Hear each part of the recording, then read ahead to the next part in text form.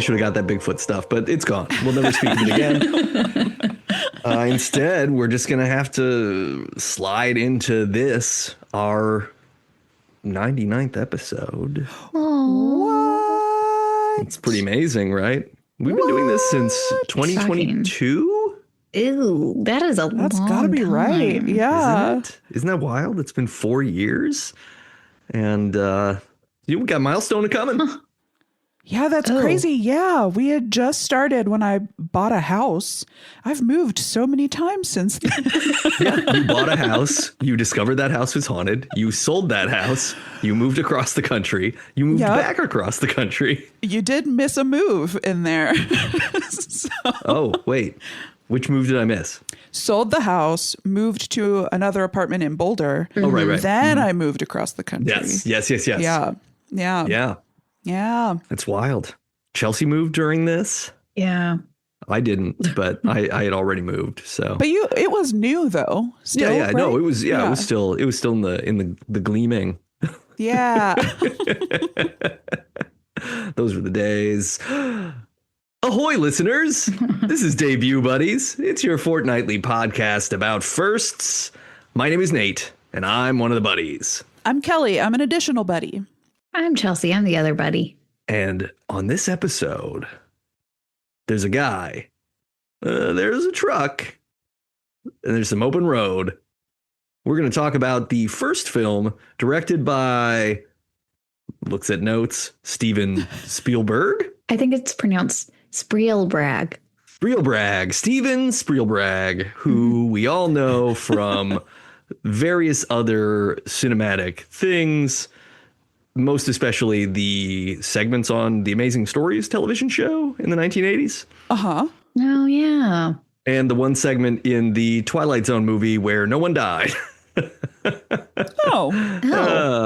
Yeah, because in the other one, a person died. Well, there were two where people didn't die, but one where notable people did die. And it's very sad. You guys are familiar with that, right? No. Yeah, I can't. I don't know. Maybe. The John Landis segment of the Twilight Zone movie featured the actor Vic Morrow and two child actors. And it takes place in Vietnam. And then there's a helicopter stunt, and the helicopter crashes and decapitates the actor and the children. Happened on my birthday. Wow. Were you reincarnated? For sure. Yes. Wait, I don't know if it was like my actual day of birth, but the day of the year. Yeah, because it would have been like 83 or 84. It might have been your actual day of birth. Okay, well, hello. Oh. Well, I was going to say thank you, but do I look older? No, for a second, I was going to say thank you, but it feels like the opposite. That's the other way. No, yeah, the other way by quite a bit. That's my fault. See, look, I that's still younger than me. So I was like, okay. I'm being complimentary, but I'm not, because I am 172 years old. You're being a little offensive, really. Yeah. Really just need to chill it out a little bit. Sorry, my bad. Steven Spielberg. What do we feel about Steven Spielberg? Thoughts, comments? I think I like him. Yeah. Generally, he's done some good stuff. Yeah. I guess I don't feel very strongly one way or the other. Like, no, I think he did. I'm going to relook at the stuff. What did he do again? I'm just kidding. So he made the movie Jaws. That one's good. That was a good one. That's my favorite movie of all time. Oh, really? Yeah. Jaws is great. Jaws is beautifully shot, and it's just so perfectly and continuously applicable to living in America under capitalism. Like, hey, look, we can save a bunch of people's lives if we just shut down for a little bit. Nope. The beach is open. I bet it's been years since the last time I saw Jaws, but I bet there's a lot of similar pacing between that and Duel. Yes. Yeah. One of the fun facts about this is that, in Jaws, there is a mechanical shark named Bruce. Yeah. And that was the reason why you don't see the shark very much in the movie, because they couldn't get the shark to work in salt water. Oh, yeah, that makes sense. And also it looked bad is how I remember.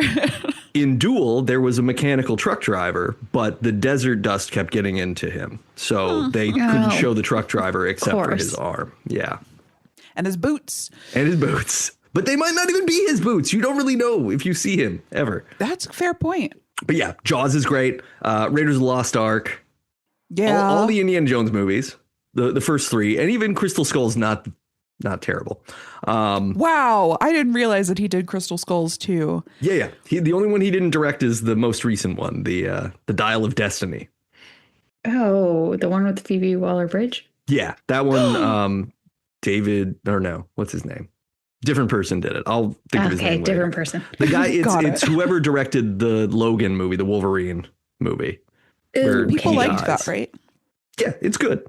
It was a cool movie when it was also like, oh, this is Hugh Jackman's last Wolverine, and now it's like, oh, no, Hugh Jackman can play Wolverine when he's like my age, 172.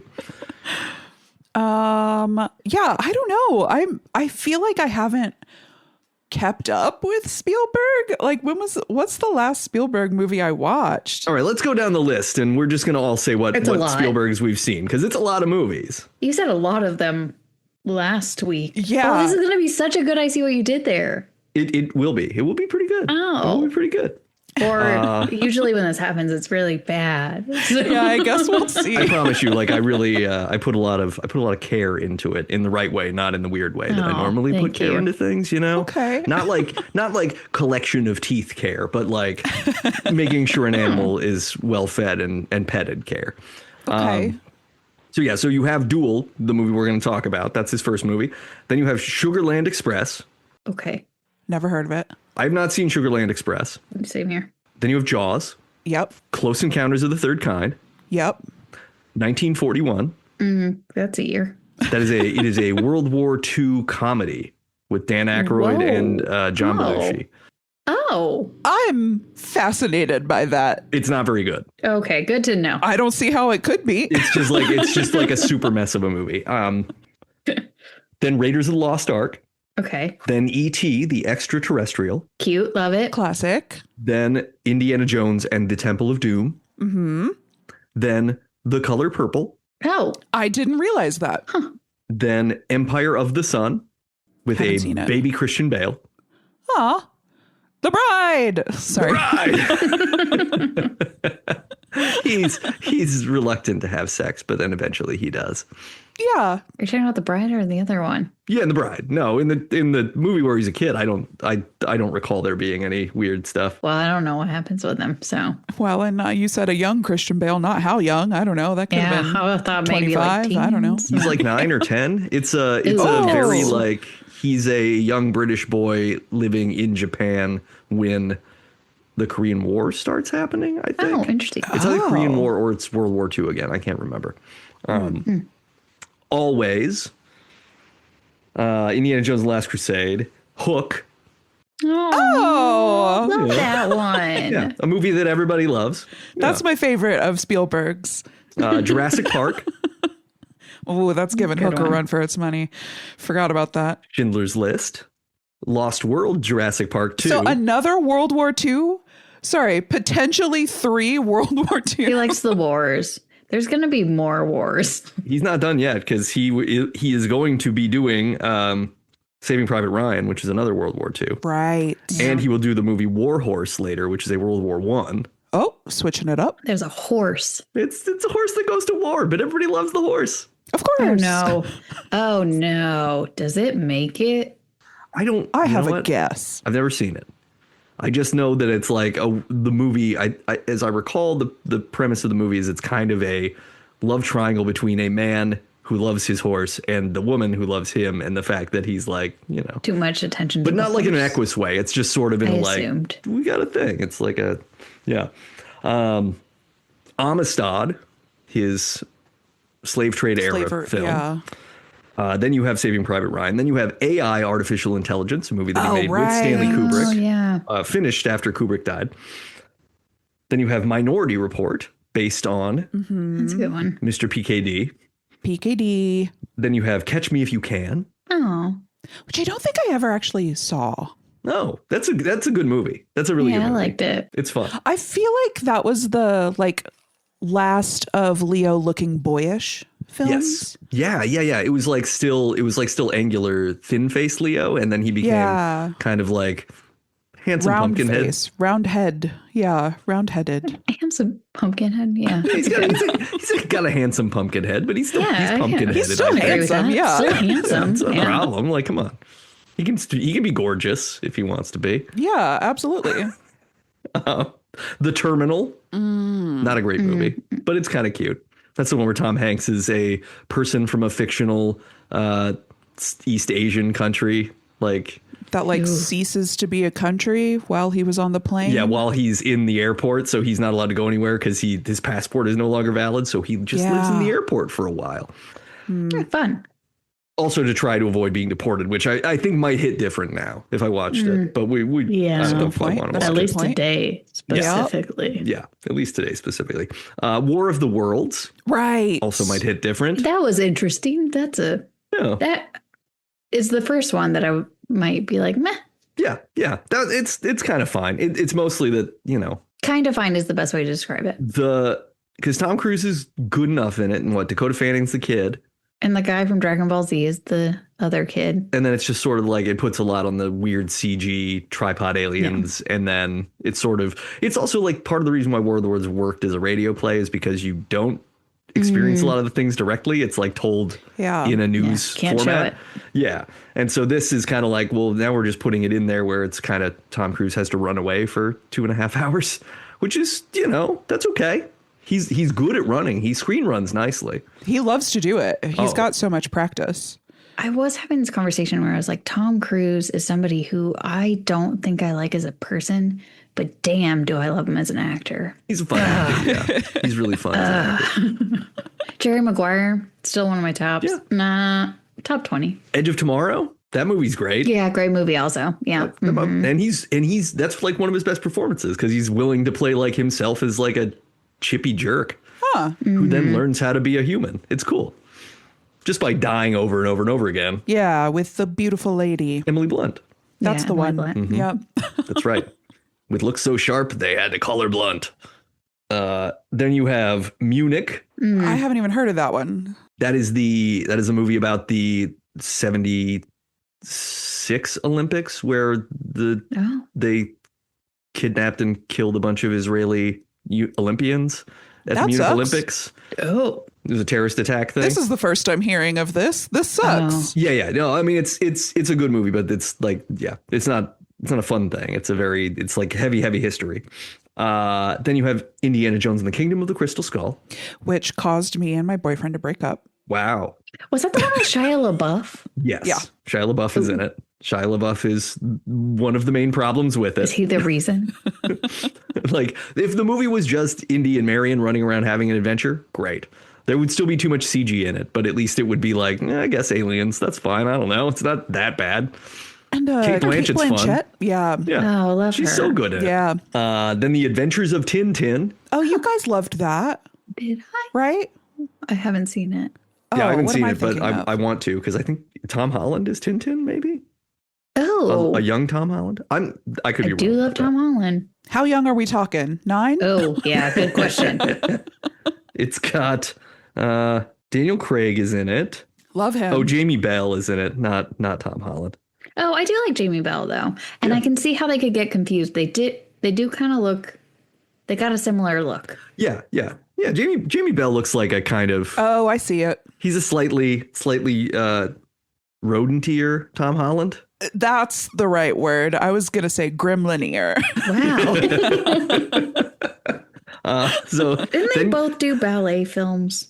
Oh, yeah, because he did what was that called? It was like the ballet film. Black Swan. Billy Elliot. Yeah. Oh. Jamie Bell's in Billy Elliot. Then Warhorse. Which I might have Hiddleston? Yes. No? Yes. It has Hiddleston. It has David Thewlis. It has Emily Watson. It has Benedict Cumberbatch. Whoa. What a great cast. Then Lincoln. Yeah, I saw that. Dan Lewis's Lincoln. Yeah. Bridge of Spies. Bridge of Spies is a pretty good one. It's Tom Hanks and somebody.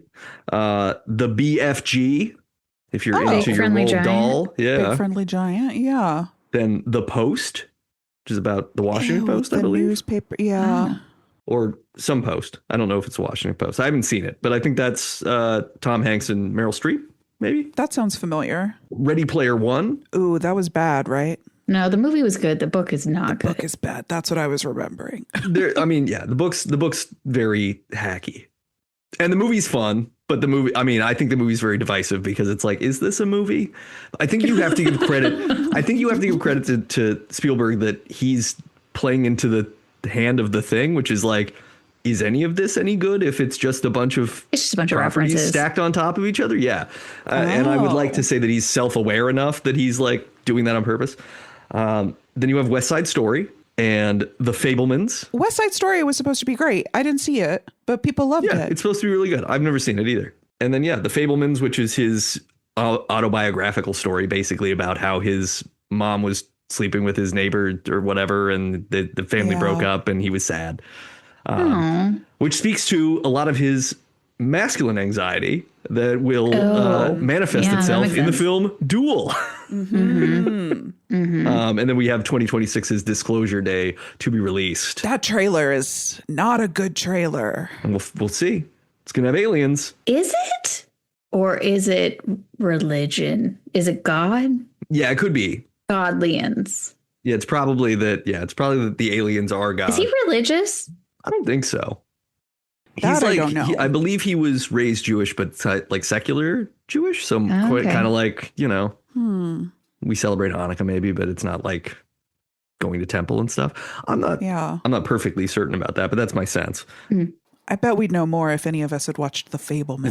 It's true. Which is on my list because it is supposed to be pretty good. And it's kind of funny that like his mom is Michelle Williams and Seth Rogen is like the dude that she's sleeping with, that she's hooking up with. Oh my God. And so the spinoff. That one movie? Yeah. Say Last Waltz? Yeah. The Last Waltz? Something, Yeah. So those are all the movies. I've seen probably half. I don't know. I haven't seen maybe not even half. Because there's quite a few of those that I've skipped, but I've seen like 3. I'm interested in a lot of them. I think Spielberg's a really good director. And I think it's just interesting that he takes on weird projects like that, especially later in his career when he starts doing more prestige-y things and more complicated stuff than just like, hey, this is an action thing that's cool, or this is something sort of an adventure story. But he has to get his start somewhere, doesn't he? I suppose so. I suppose that's the way of all things. Everyone's gotta do stuff. So it's way back in the 1970s. We got to go to 1971. How about we go specifically to 1971? Good. When did the oil crisis happen? Ooh. That's like gonna be happening throughout. Ooh. But I think it gets worse at the end of the 70s because that's when you have the lines, and that's part of why like people hate Jimmy Carter, is because the oil crisis happens like during the end of Ford and through Carter. And I mean, that's when the Iranian government was overthrown by the current one. They were like, hey, we don't like the raw deal you gave us by forcing our Shah back on us. We didn't care for that. We wanted to nationalize our oil and you wouldn't let us. So now we're going to do this thing. And then they did. And it was bad. And who would ever imagine that could happen again? No. No more boats. But in 1971, an author named Richard Matheson, who also wrote the I Am Legend book. Book I Am Legend. He wrote I Am Legend. And and A Stir of Echoes. Oh, there you go. Okay, cool. Yeah.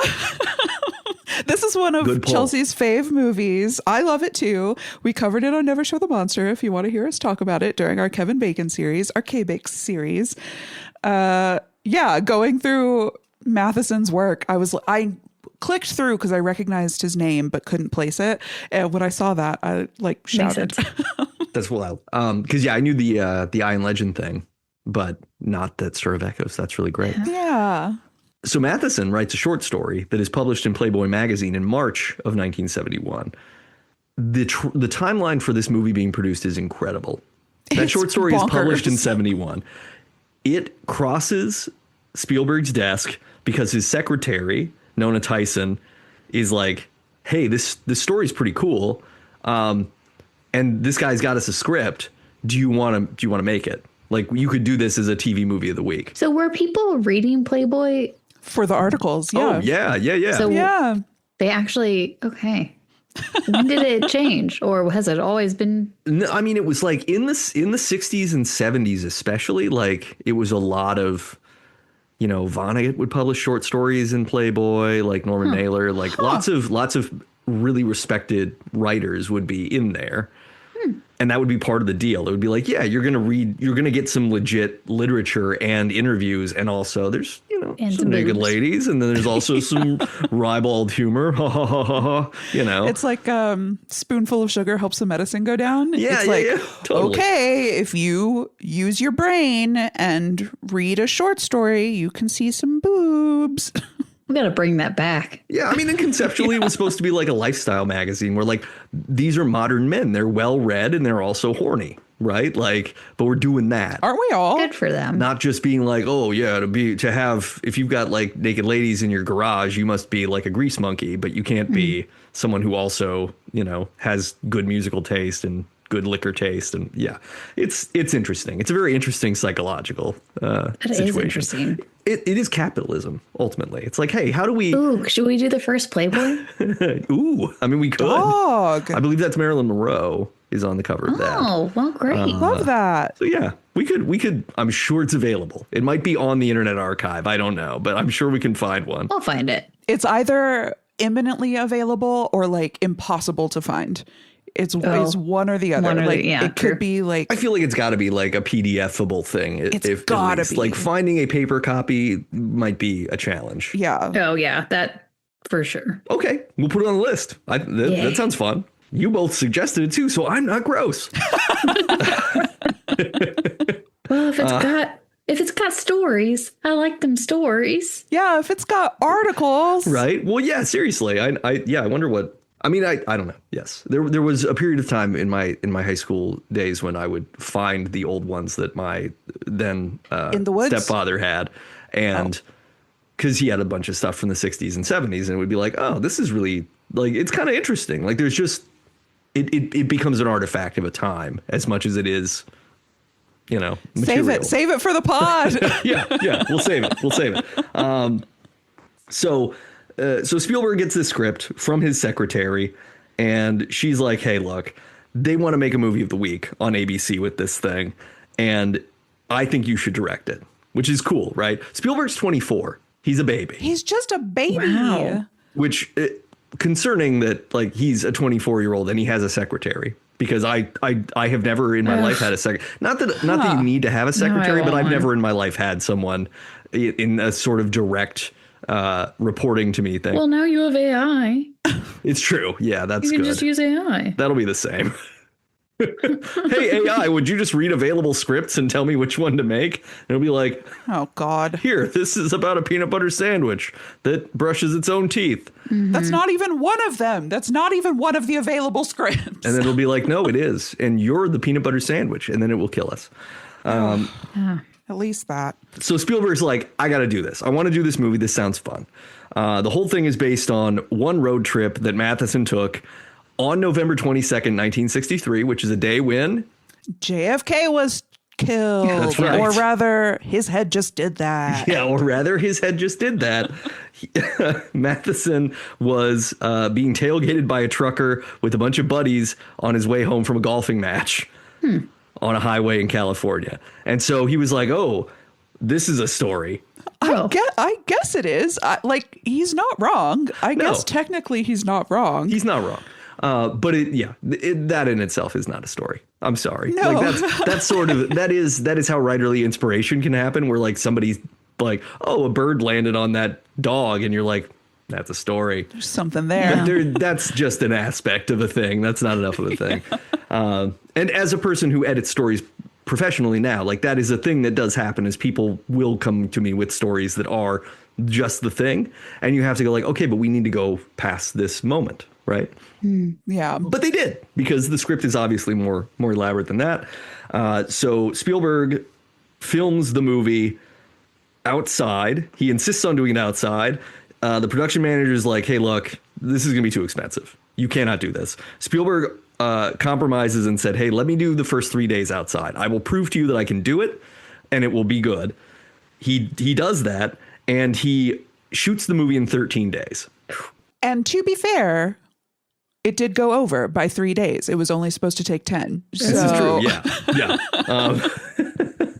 But that's, but considering what it is, considering that it is largely considered to be one of the best TV movies of all time. Mm-hmm. Yeah. And it's really actually a good movie, I think. I think so too. It's not an amazing movie, but it is a good movie. Now, the cut that I watched, this is jumping ahead.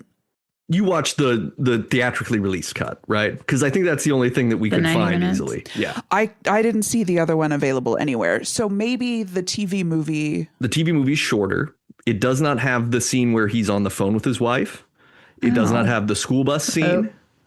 It doesn't have the scene with the older couple who he tries to get help from. So those are the three main things that aren't in it. I did watch that. Okay. So I watched it on TV prior to us watching it for this. Oh, no way. Okay. Yeah. Fun story, sad story. Went over to my mom's husband after she passed, and we sat in silence and watched the movie. Which is so silent because there's like 5 words in the whole thing. And it had commercials and everything. And when I watched the theatrical cut, I was like, this is so much more shit than I watched before. And I was like, maybe I didn't see the same movie. And thank God you said that, because I was like, I felt so bad because I was watching it this morning and I almost didn't watch it. I'm not going to lie to you guys. I was like, I've seen it. It's fine. Yeah. But when I watched it this morning, I was like, oh, there are so many more scenes. When did this bus thing happen? I thought we were paying attention to the movie because I didn't know how to keep up conversation. So I was so confused I was like, I don't remember the bus happening. I don't remember him having the conversation with his wife. And I just like, there were pieces and I was like, I remember this happening. And I thought, because this didn't happen too long ago. It was like a year-ish ago.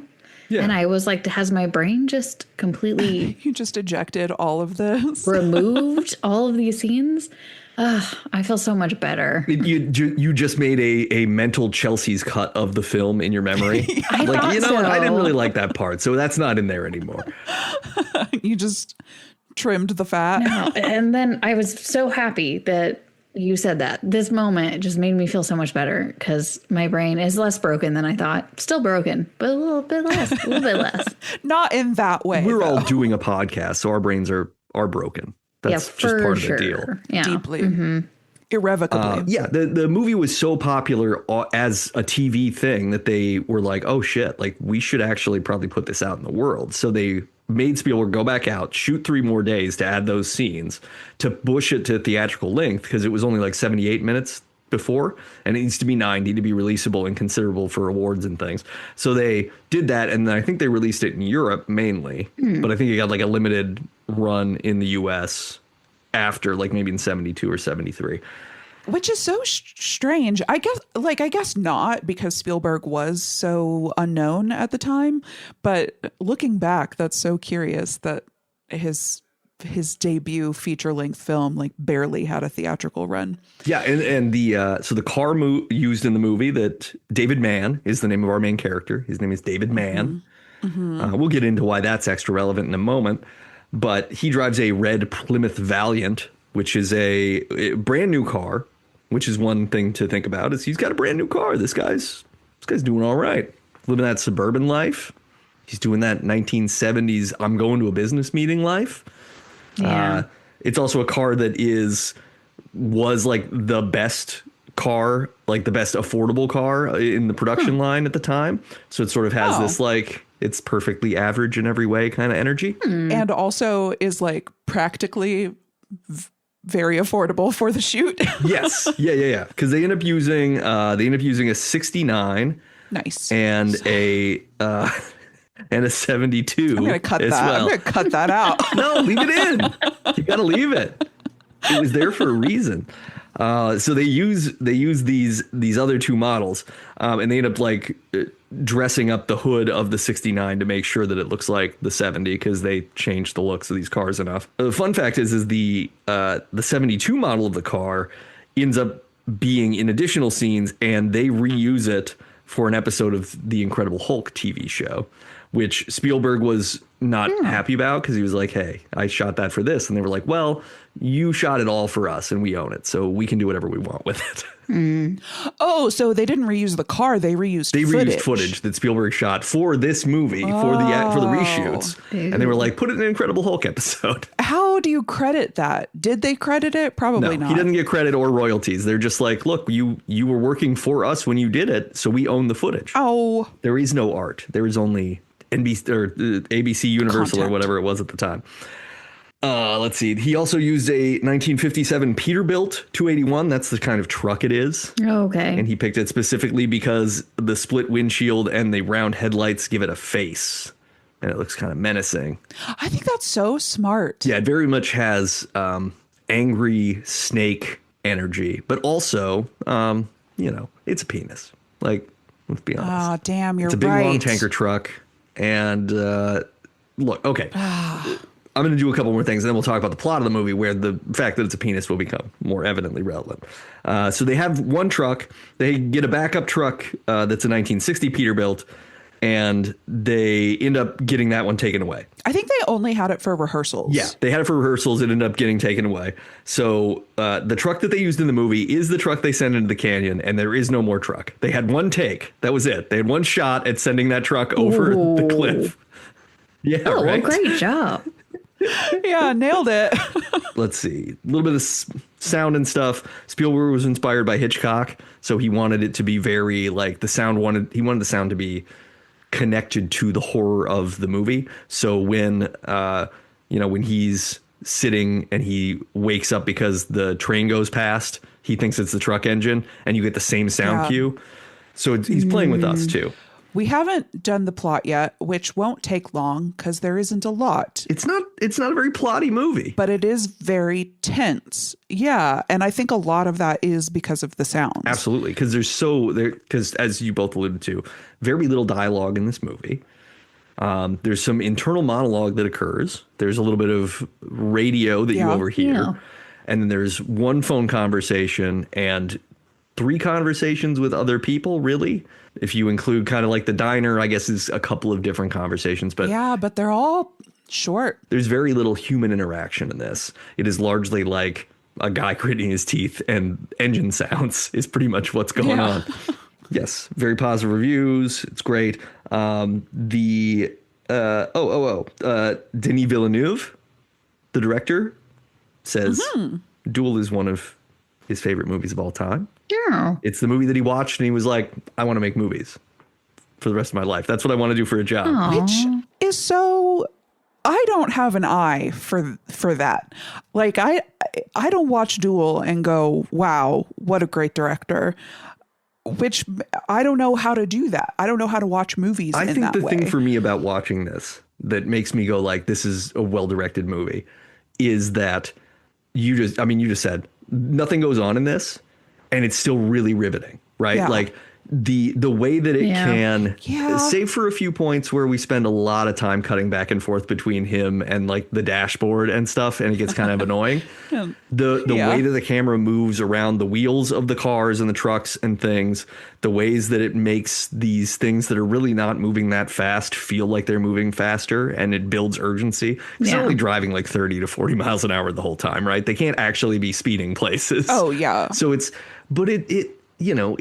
the low angles. It's the way that like you set up a shot so that when the truck comes out of the tunnel, when they're by the school bus, it sort of looks like it's a shark coming around a corner into a tunnel. You know what I mean? Like it's just, to be able to do that is to have a real sense of like space and what the screen can do and how to make people notice things, right? Yeah, and I just don't know how to watch movies like that. Like I get the overall gestalt of it, but there's something missing in my brain. I just need to study film more. I think it's just practice. Yeah. I think like, cause the more I watch movies, and since I've been on such a tear of watching movies for the last like 3 years, I feel like I notice more similarity things, than I used to.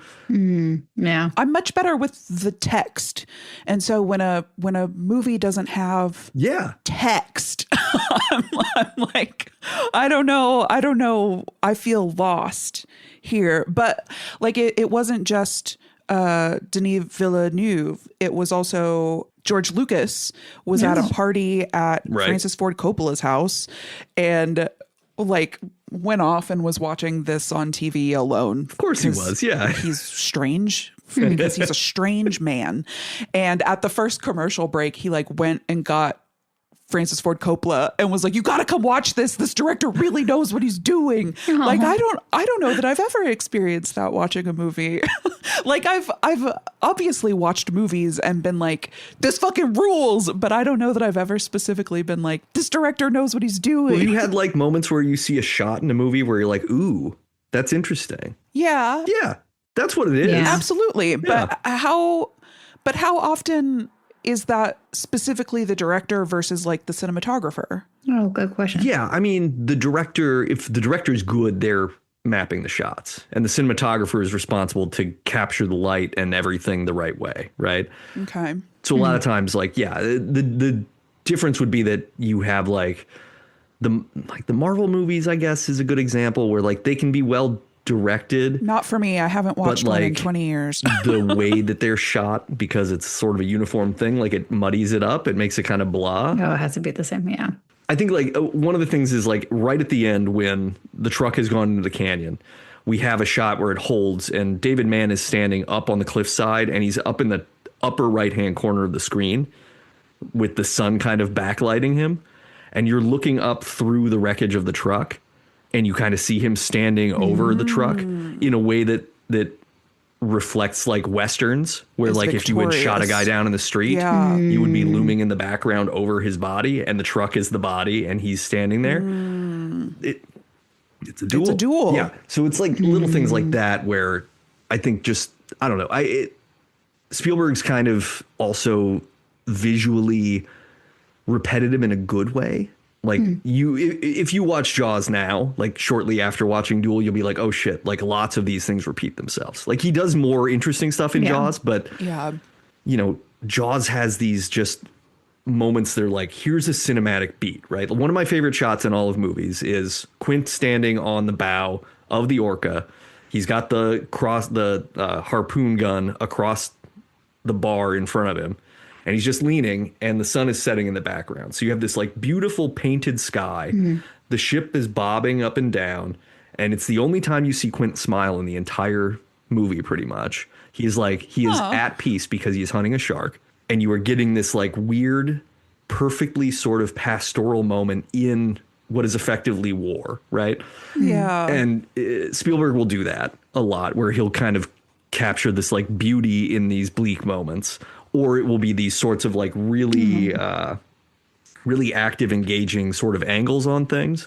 Yeah, I should watch Jaws because, like I said, it's been years, and even still watching Duel, I could draw comparisons. So yeah, maybe I'll watch that tonight. Let's get into what Duel is about, shall we? Yeah, Kelly, take us through it. Scary car, big scary truck, big scary truck, scary on the highway. Yeah. Yeah. More specifically, we've got our main character.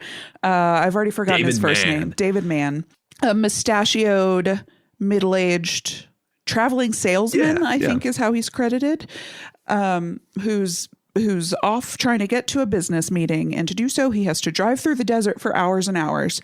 And while he's driving, he comes up behind this giant old truck the Peterbilt Nate was describing that's labeled in giant letters on the back, flammable. And the truck is flammable twice. Yeah, because it's hella flammable, dog. Yeah. Yeah. Super flammable. And also the driver is fiery. That's why it says it twice. It's true. The truck is flammable, and so is the driver. And brilliantly, that truck does not explode at the end. into a ball of I flames. honestly was like, this was a budget constraint. They wanted to explode it. They couldn't afford it, or they couldn't get a Permit? a permit. Thank you. Yeah. So our main character tries to speed around the truck, which he does. Truck gets pissed off about it. And it just looks like a normal, like, road ragey situation. Like, hey, buddy, you cut me off or whatever. And then it just escalates from there. Like, the truck is very aggressive. He's very antagonistic. And I'm describing it as the truck because, like Nate said, we never really see the driver. So the truck is really the villain. You know what that makes me think of? Never show the monster. Yeah, don't show him. Yeah, don't show him. Don't show I the thought we were monster. going to talk about Maximum Overdrive. Wait. I know. I was like, Stephen King is what it makes me think of. One thing that we skipped is that the movie opens, David Mann is driving and he's listening to the radio. Yes, the radio is critical. And on the radio, a man is calling into a radio show to talk to, I think, a census expert. And he is complaining that he doesn't know whether to fill out the head of household bubble or not, because he is a house husband and his wife makes all the decisions and makes all the money. But he's too embarrassed to do that because he doesn't want the people at the Census Bureau to think that he's less of a man. Or his neighbors.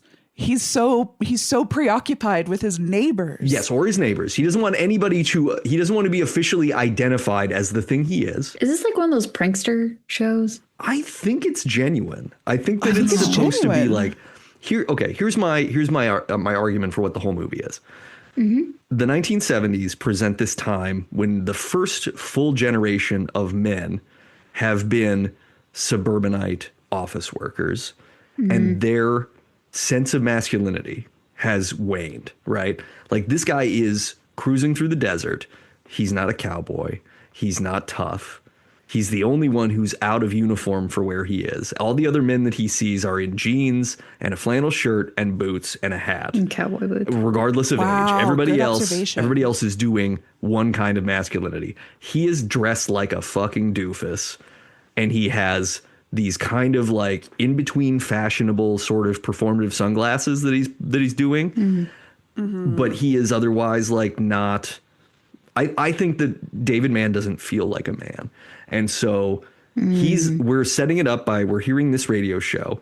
We hear the next one, which is like, this guy just plays with meat, which is like another example of an absurd thing that a man would do to compensate for the fact that he doesn't feel masculine. Like, oh, I play with meat, right? Like barbecuing, whatever, right? There's these little shorthand things. David Mann, when he pulls off and goes into the diner or goes in the laundromat and calls his wife on the phone, his wife calls the shots. He pretty much, like, she calls him out for not taking care of his friend who was, you know, quote unquote, pretty much raping her, is what she says. Yeah. So he's like he's not feeling like a man. And so this movie is a performative masculinity movie where the villain is, what if this faceless super dude who drives a massive cock was chasing you around and wouldn't leave you alone? Like, That is also my fear. I mean, I think we're all afraid of that deep down. Yeah. You know, I half thought that there was going to be a reveal that it was a woman driving the truck. That would be amazing. Oh. Specifically because, well, in part because of that radio call-in show, because the man who calls in self-conscious about the census, it's a woman who picks up and who's going to help. And he's like, hi, I'd like to get some help with the census. And she's like, okay, go ahead. And he's like, oh, you're going to help me? Yeah, he does the mother was the doctor. Yeah. And then when he stops in the at the diner and he's like scanning all of the men sitting at the bar trying to figure out who might be the driver, there's a woman who we barely see her face one time, and I was like, damn, that would be a great reveal if it was a lady. That would be cool. I wish it was that. Alas. Yeah. I mean, we don't know. Maybe it was Actually, her. it could be. Maybe it was her. We never do find out. Yeah. But yeah, so that's my big theory, because there's also little things like the only time that the truck acknowledges other groups are when the vehicles are as large and phallic as it is. So like it'll push a school bus and it'll honk its horn at a train that honks back. But otherwise, like that truck is just hates everybody. Like it will even attack smaller phalluses, all those ladies' snakes. Oh, yeah. R.I.P. to those snakes. Right? Also, what a strange addition. Like that woman was so preoccupied. Like, sure, the phone's over there, but make sure you check out the snakes too. Yeah. And then it's not just snakes; it's also a spider and an iguana and lizards. Yeah. Like what an odd. Like we've all seen that roadside attraction, for sure. or not just attraction, but like the weird spot that's like, we're selling snakes and doing your taxes. Like we've all seen that. And now, so I guess so maybe it's not a strange addition. Maybe it's very true to. it's so silly for this movie. But I think the movie needs it because otherwise it would be unrelenting and I think it would get boring. At a certain point, it's like, how much more can we do this? We have to have these moments where he pulls off and he's around quirky people for a little bit, just so he can freak out, right? Yeah. So yeah, where were we? You were, he's being pursued. Well, yeah, and I guess I don't know how much more to say. So we're just escalating in speed. He's trying to stay ahead of the truck, and in order to do that, he's driving like 90 miles an hour, which is crazy. Like big trucks in real life can't drive that fast. He's continuing to try to and here is where we really get a sense for how insidious the truck driver is, because Mann has been trying to pass the truck forever, for scenes and scenes, and eventually the truck driver sort of waves him around, and as Mann goes to pass the truck, he's like, fucking finally, only to discover that he's waved him around into oncoming traffic. So he's unable to pass the truck because he would have done a head-on collision into another car coming the opposite direction. And that's when he's like, it made me think of, there's this stupid tweet, a drill tweet, I don't know, from forever ago, that's like, short walk off a long pier, or long walk off a short pier. This guy's trying to soak my ass. Like I don't know. It made me think of this stupid internet content, because he was like, this guy's trying to kill me. I mean, that's another thing. Like all of his like anger is a very ineffectual kind of silly anger. Like he doesn't like, and I get it's a TV movie, so he can't like bang on the steering wheel and be like, you fucking asshole, right? Because it's going to be on ABC. Like that can't happen. Apparently they did add a few swears for the theatrical release, just so it didn't seem so square. Right? Like, we got to make this guy seem less lame. But yeah, he's just throwing a damn or a hell. Yeah, because he's just kind of like, you blockhead. What are you trying to pull? You know? Yeah, he what does he call him? I think he calls him a fathead. Yeah, he calls him a fathead. Like he uses fat in like 3 consecutive swears, and they're all just like an iteration on that. So it feels very like preemptively. What's the famous quote unquote square that they do for The Big Lebowski?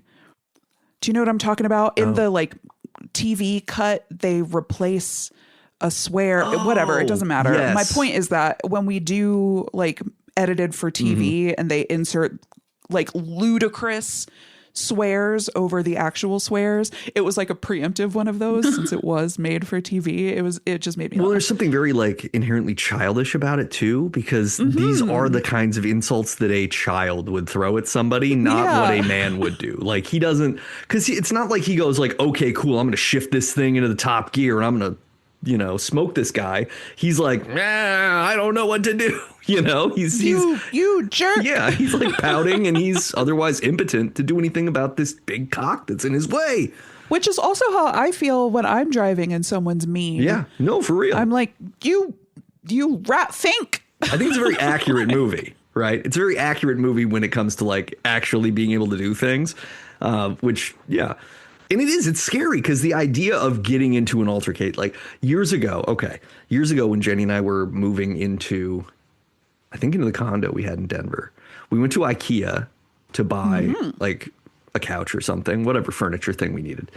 And as we were getting back on the highway, coming back up into town, there was a car that was just like sitting in the lane and wouldn't let me merge in. Ah, and rude. I I yelled inside the car, and I think they saw me do that. And he looked like he stayed next to me and looked at me and pretty much like chickened me onto the shoulder before he pulled away. Wow. Which was the scariest I've been. Where I was like, oh shit, like this guy's an asshole and he's not fucking around.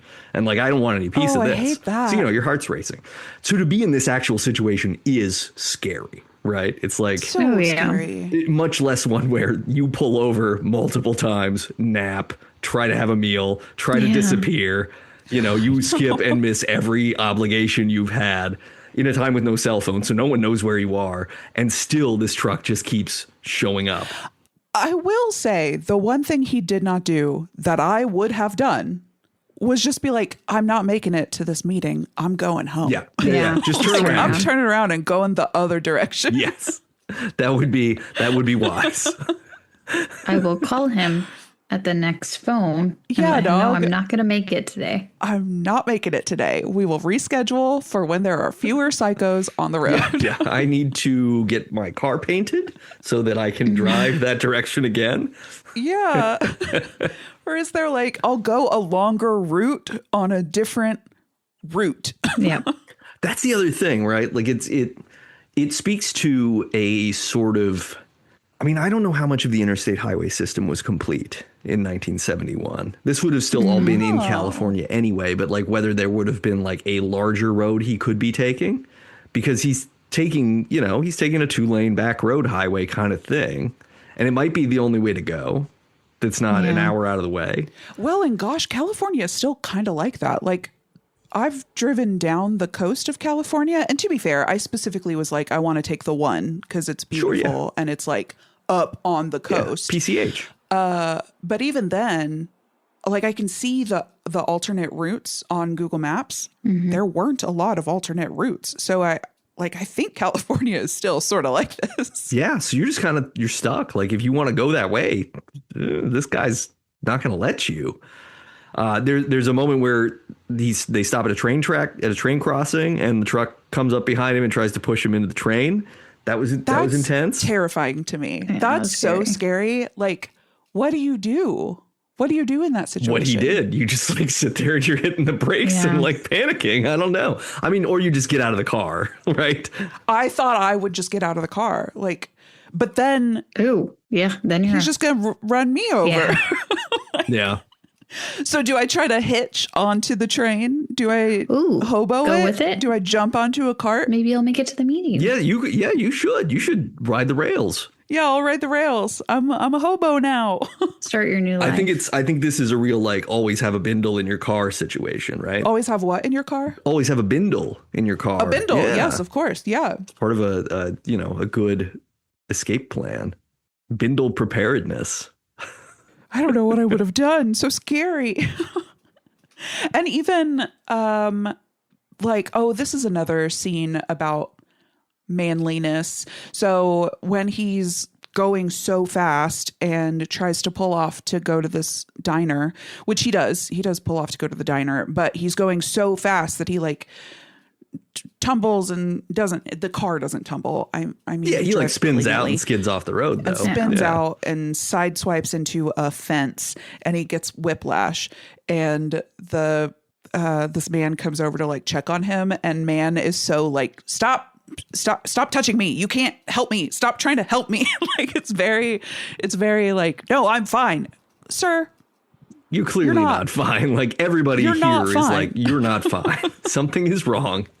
What's going on? Something's really hella wrong, dog. You can be like, yeah, call the police. And he's just like, he's not capable of conveying himself at all, right? Which is maybe that's not a masculinity issue as much as just like he's just kind of broken. Like he can't, because he can't tell those older gentlemen what's going on. Like in a way that's palatable, where he's like, there's a truck. It's been chasing me down the road, trying to kill me. And it's very weird because I would not have done this normally. Like I'm not a bad driver, nor am I a mad person. I'm just like, because he can't do that with the bus driver or with the elderly couple either. He kind of runs up and he's like, oh my God. He's very frazzled. Just like word vomit. But his we hear more in his internal dialogue while he's in the diner, because he's like going through, what are my options here? What can I do next? One of his thought processes was very relatable to me. He was like, you can't drive 90 the whole rest of the way, because if you lose focus for even a second, you're going to start going 60. It's just a habit. Yeah. I was like, yeah. That's very true. That's very relatable. I am just going to go a normal speed if I'm not actively terrified. You're going to slow down and cruise, and then he's going to catch up to you. And then I guess the diner is like the longest non-road scene we have. Yeah, where he's really like, the paranoia is peaked here because he's looking around the diner. All the guys have the same jeans, flannel shirt, boots. He is trying to figure out like which one of them came in, because the truck pulls in. Yep. And somehow the driver is able to leave the truck from what he believes, but he doesn't see them come in. So he doesn't know who it is. He just knows that the driver's probably because he was in the bathroom. He went to the bathroom the first, like, straight away, splashed his face with cold water, try to collect himself. Yeah. I've done it. Yeah. I mean, look, if you've been being chased by a truck, I think you definitely do. The number of like post panic attack bathroom face splashings I've experienced in my life, this makes total sense to me. So yeah, he thinks that the truck driver has come into the diner after him, and he's just trying to evaluate. He's like profiling everybody at the bar, trying to figure out which one of them could be the driver, except the woman. He never considers the woman. Of course not. And he like picks a fight with one of them. Not really picks a fight. He's like, hey, knock it off. He does shove his sandwich out of his hand. And that's some fighting. But the guy seems pretty chill until the sandwich goes. And he's like, you're crazy. Yeah. He does not handle himself well. That I agree with Chelsea. Like that's pretty aggressive. Like he approaches and he's like, hey, like he also approaches very subtly and he's like, hey, cut it out. Yes. That's why I walked it back, because what he says is like, cut it out or knock it off. Like he says something very childish. Yeah. It's very like, yeah, I'll call the police. And it's only after the guy is like, what are you talking about, that he escalates to slapping his sandwich out of his mouth. Which, if somebody slapped my sandwich out of my mouth, I'm not throwing a punch. I'm leaving. I don't know what's happening here. And I'm leaving. Yeah. Everyone in there is also pretty. I assume they're all day drinking, and they are big time. Also day driving at the same time. Because it is and driving. That time. Yeah. I mean, there's very few people on the road, and they're all professionals. So of course, what else are they going to do? Yeah, drive sober? Gross. This is honestly just this isn't even their first drink of the day. Like they've got a 30 riding shotgun. In the car. Oh yeah.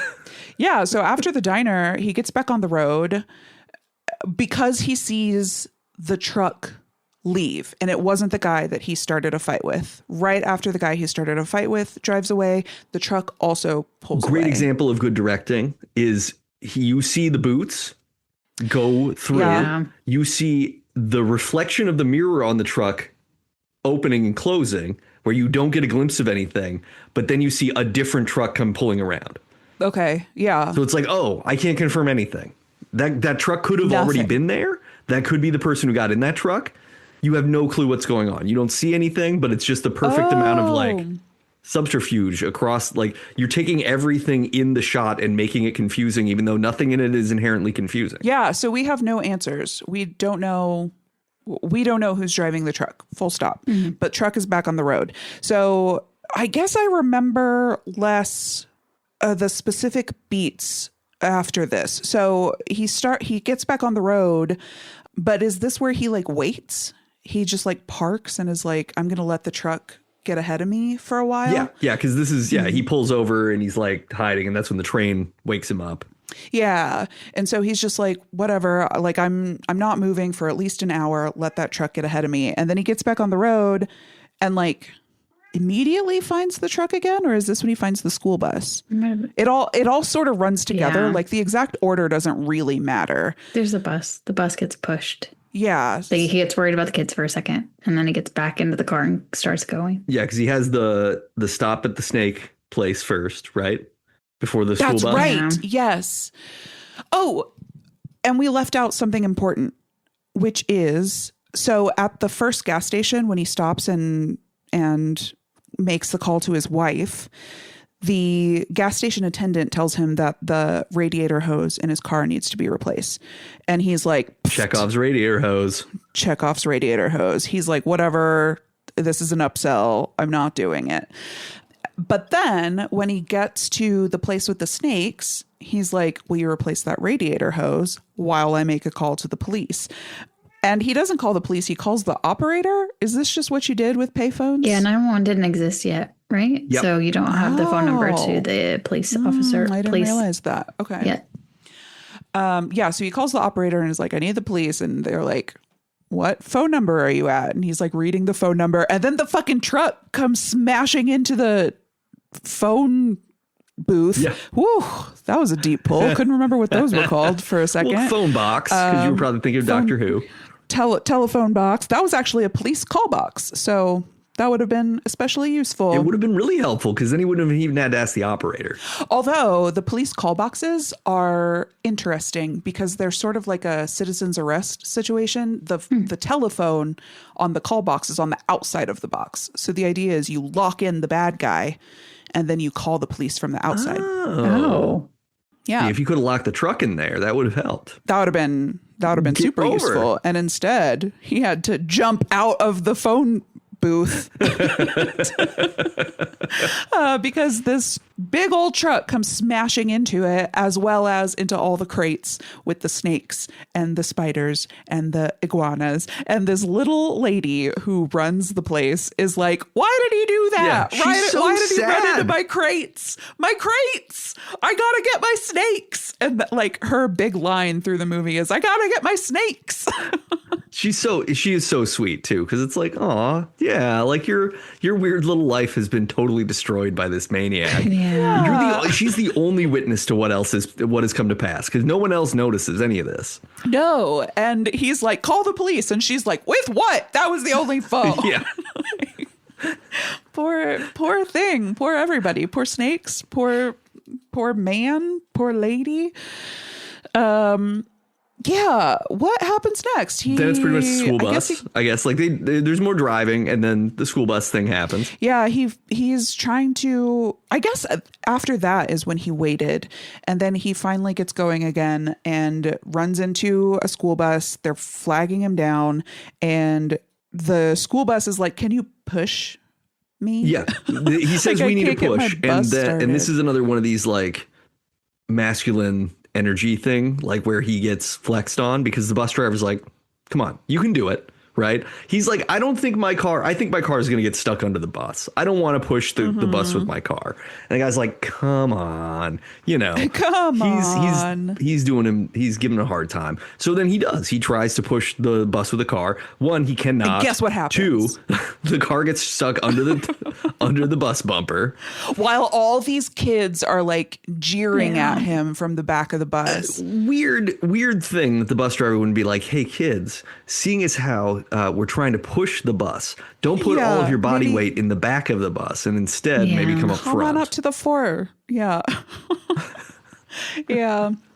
And this is where that scene you were describing, where the truck circles back, comes out of a tunnel, and is very spooky, scary. Yeah, because it kind of Just like menacing. It does this very just uncanny kind of curl thing, where because of its length, it has like it has a shark like, or snake like sort of thing where it's like, yeah, it's great. Spooky, scary. It's super spooky, scary.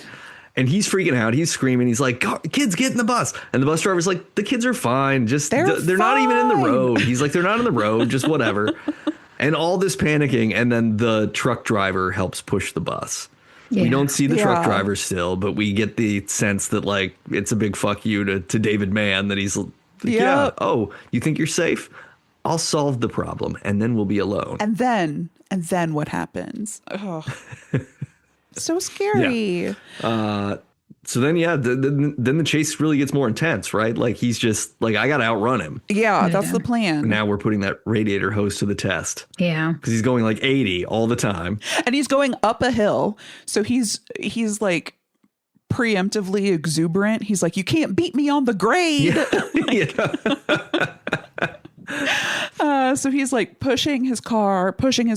And then, you know, we see the heat rise and smoke starts billowing out from under the hood and his speed starts lowering and he's just shouting at his car like, faster, like, no. Yeah. While he's trying to get to the summit of this hill, which he finally does, but the truck is gaining on him the whole time. This big old truck is somehow keeping up on this hill. It's imbued with evil, so it can go as fast as it needs to. Yeah, it's supernatural for sure. And yeah, of course he has the line that's like, the friggin' radiator hose. You dumb. You should have gotten it replaced. You should have trusted that guy at the gas station. That first guy. He's had a trustworthy face. He did.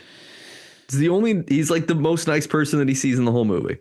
Gosh, that's true. That and the waitress. The waitress was very nice. Waitress is nice. I thought that the waitress was kind of... I mean, she gives him aspirin. I felt like... Yeah.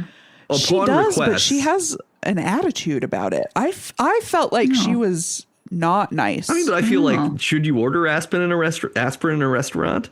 Is that like a thing? Can you just ask for... Hey, give me medication. That please. was her personal aspirin. Yeah, probably. Yeah, that was that softens me to her a little bit. I assumed that was break room aspirin, but I just felt like she had a bit of an attitude. Like she was very the way that I interpreted her was that her whole conversation with him was like she had an inside joke with herself about him. Oh.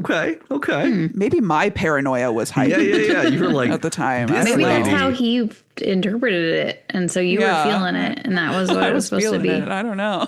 because once he hits the top of the hill, he starts rolling down, and he puts the car in neutral. And then he does have a bit of an accident. Yes, yeah, because he's so freaked out that he won't hit the brakes at all on the way down, which he still could. Like he would maintain some momentum by lightly. He didn't have to ride the brakes, but you could touch them. Right. But he doesn't do that.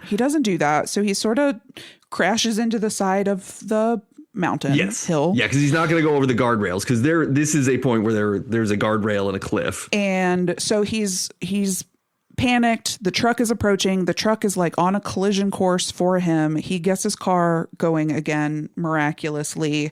The temperature came down enough, I guess. And then he like lures the truck into a proper collision and like uses his briefcase to jam the accelerator down and has a very cool action scene where he's like hanging out of the driver's side window, driving directly toward the truck, leaps out, the two collide and go over the side of the cliff. No explosion. The amount of time that he is sort of standing outside of the car while it is moving slow was the hardest thing for me to believe, because it's like a murderous truck driver is going to see that you're getting out and he's going to come up with a new plan. He did not. This was enough subterfuge. Yeah, it worked in his favor, though I guess he did just kill a person. Yeah. That's probably going to be hard to cope with. And it's the 70s, so you can't go to therapy, which because... I mean, he wasn't going to even if he could. No, well, but that's what I mean. You can't go to therapy. Yeah. He even makes a crack about it back in the diner during his like internal monologue. He's like, okay, so this guy is a psycho. What do I do about that? Do I get him a psychiatrist? Mental health is even like a on the nose joke in the movie. yeah, because it is. It's so afraid of. I don't want to use the word, but I'm going to. The pussification of men. It's the pussification of men. It's very worried Who about is this? it. Adam Carolla? Yeah, I know, right? And then we get that great sunset scene. There's a good like interleaved shot of him looking down at the mountain and also looking sort of away from the crash. The duality of man two ends. Boom. I see what you did there. Thanks. Sometimes I can do it. That's it. That's kind of it. Oh, I do feel like the song over the credits was good, though. No. I don't remember what it was now. Oh, yeah. No, it was good. It was good. I don't remember what it was It either. was good. I don't remember. But yeah, I do feel like the song was good. We never find out if he gets home. It's not really, the movie's not really interested in what his wife thinks of everything that happened. It's just over. It's just over now. Well, and I was especially concerned because a lot of the driving toward the end there was like weird offshoots because the main road was blocked. So like these aren't even going to be well trafficked areas. Yeah. He doesn't have a cell phone. I don't know where he's walking to get to a phone or to flag down another motorist. No. And also now I have PTSD about the highway, so I don't even want to walk back out there. Like I'm just scared of everything.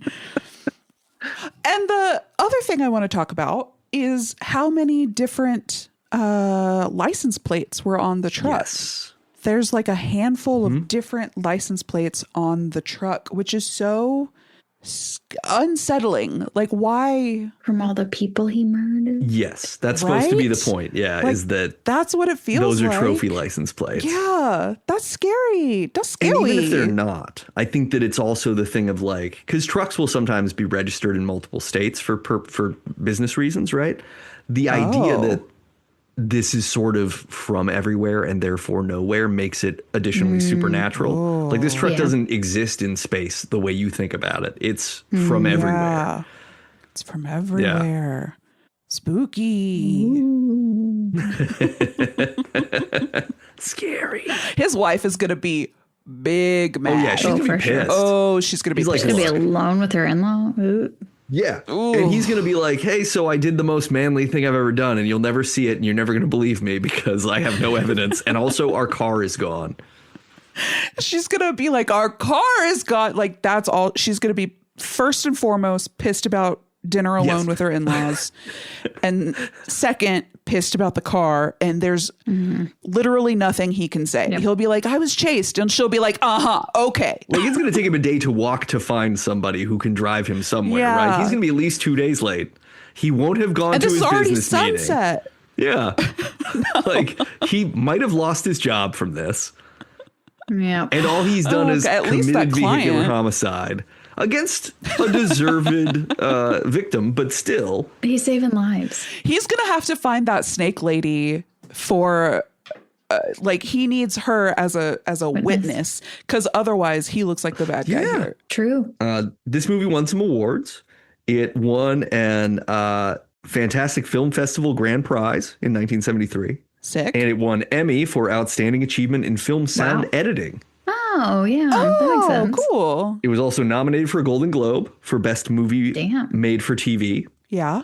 An Emmy for Outstanding Achievement in Cinematography for Entertainment Programming for a special or feature-length program made for television.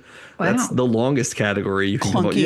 Yeah. It's like, hey, look, we want to give you an award, but we're really going to have to come away. You know, we're going to have to rig this up a Very little bit. specific. A Saturn Award for Best DVD Classic Film for its DVD release in 2003. So That's fun. there you go. There is a spin-off called Throttle that features a different actor playing David Mann that came out in 2005. Now, What? was this written? It looked to me like this was written by Stephen King and Joe Hill.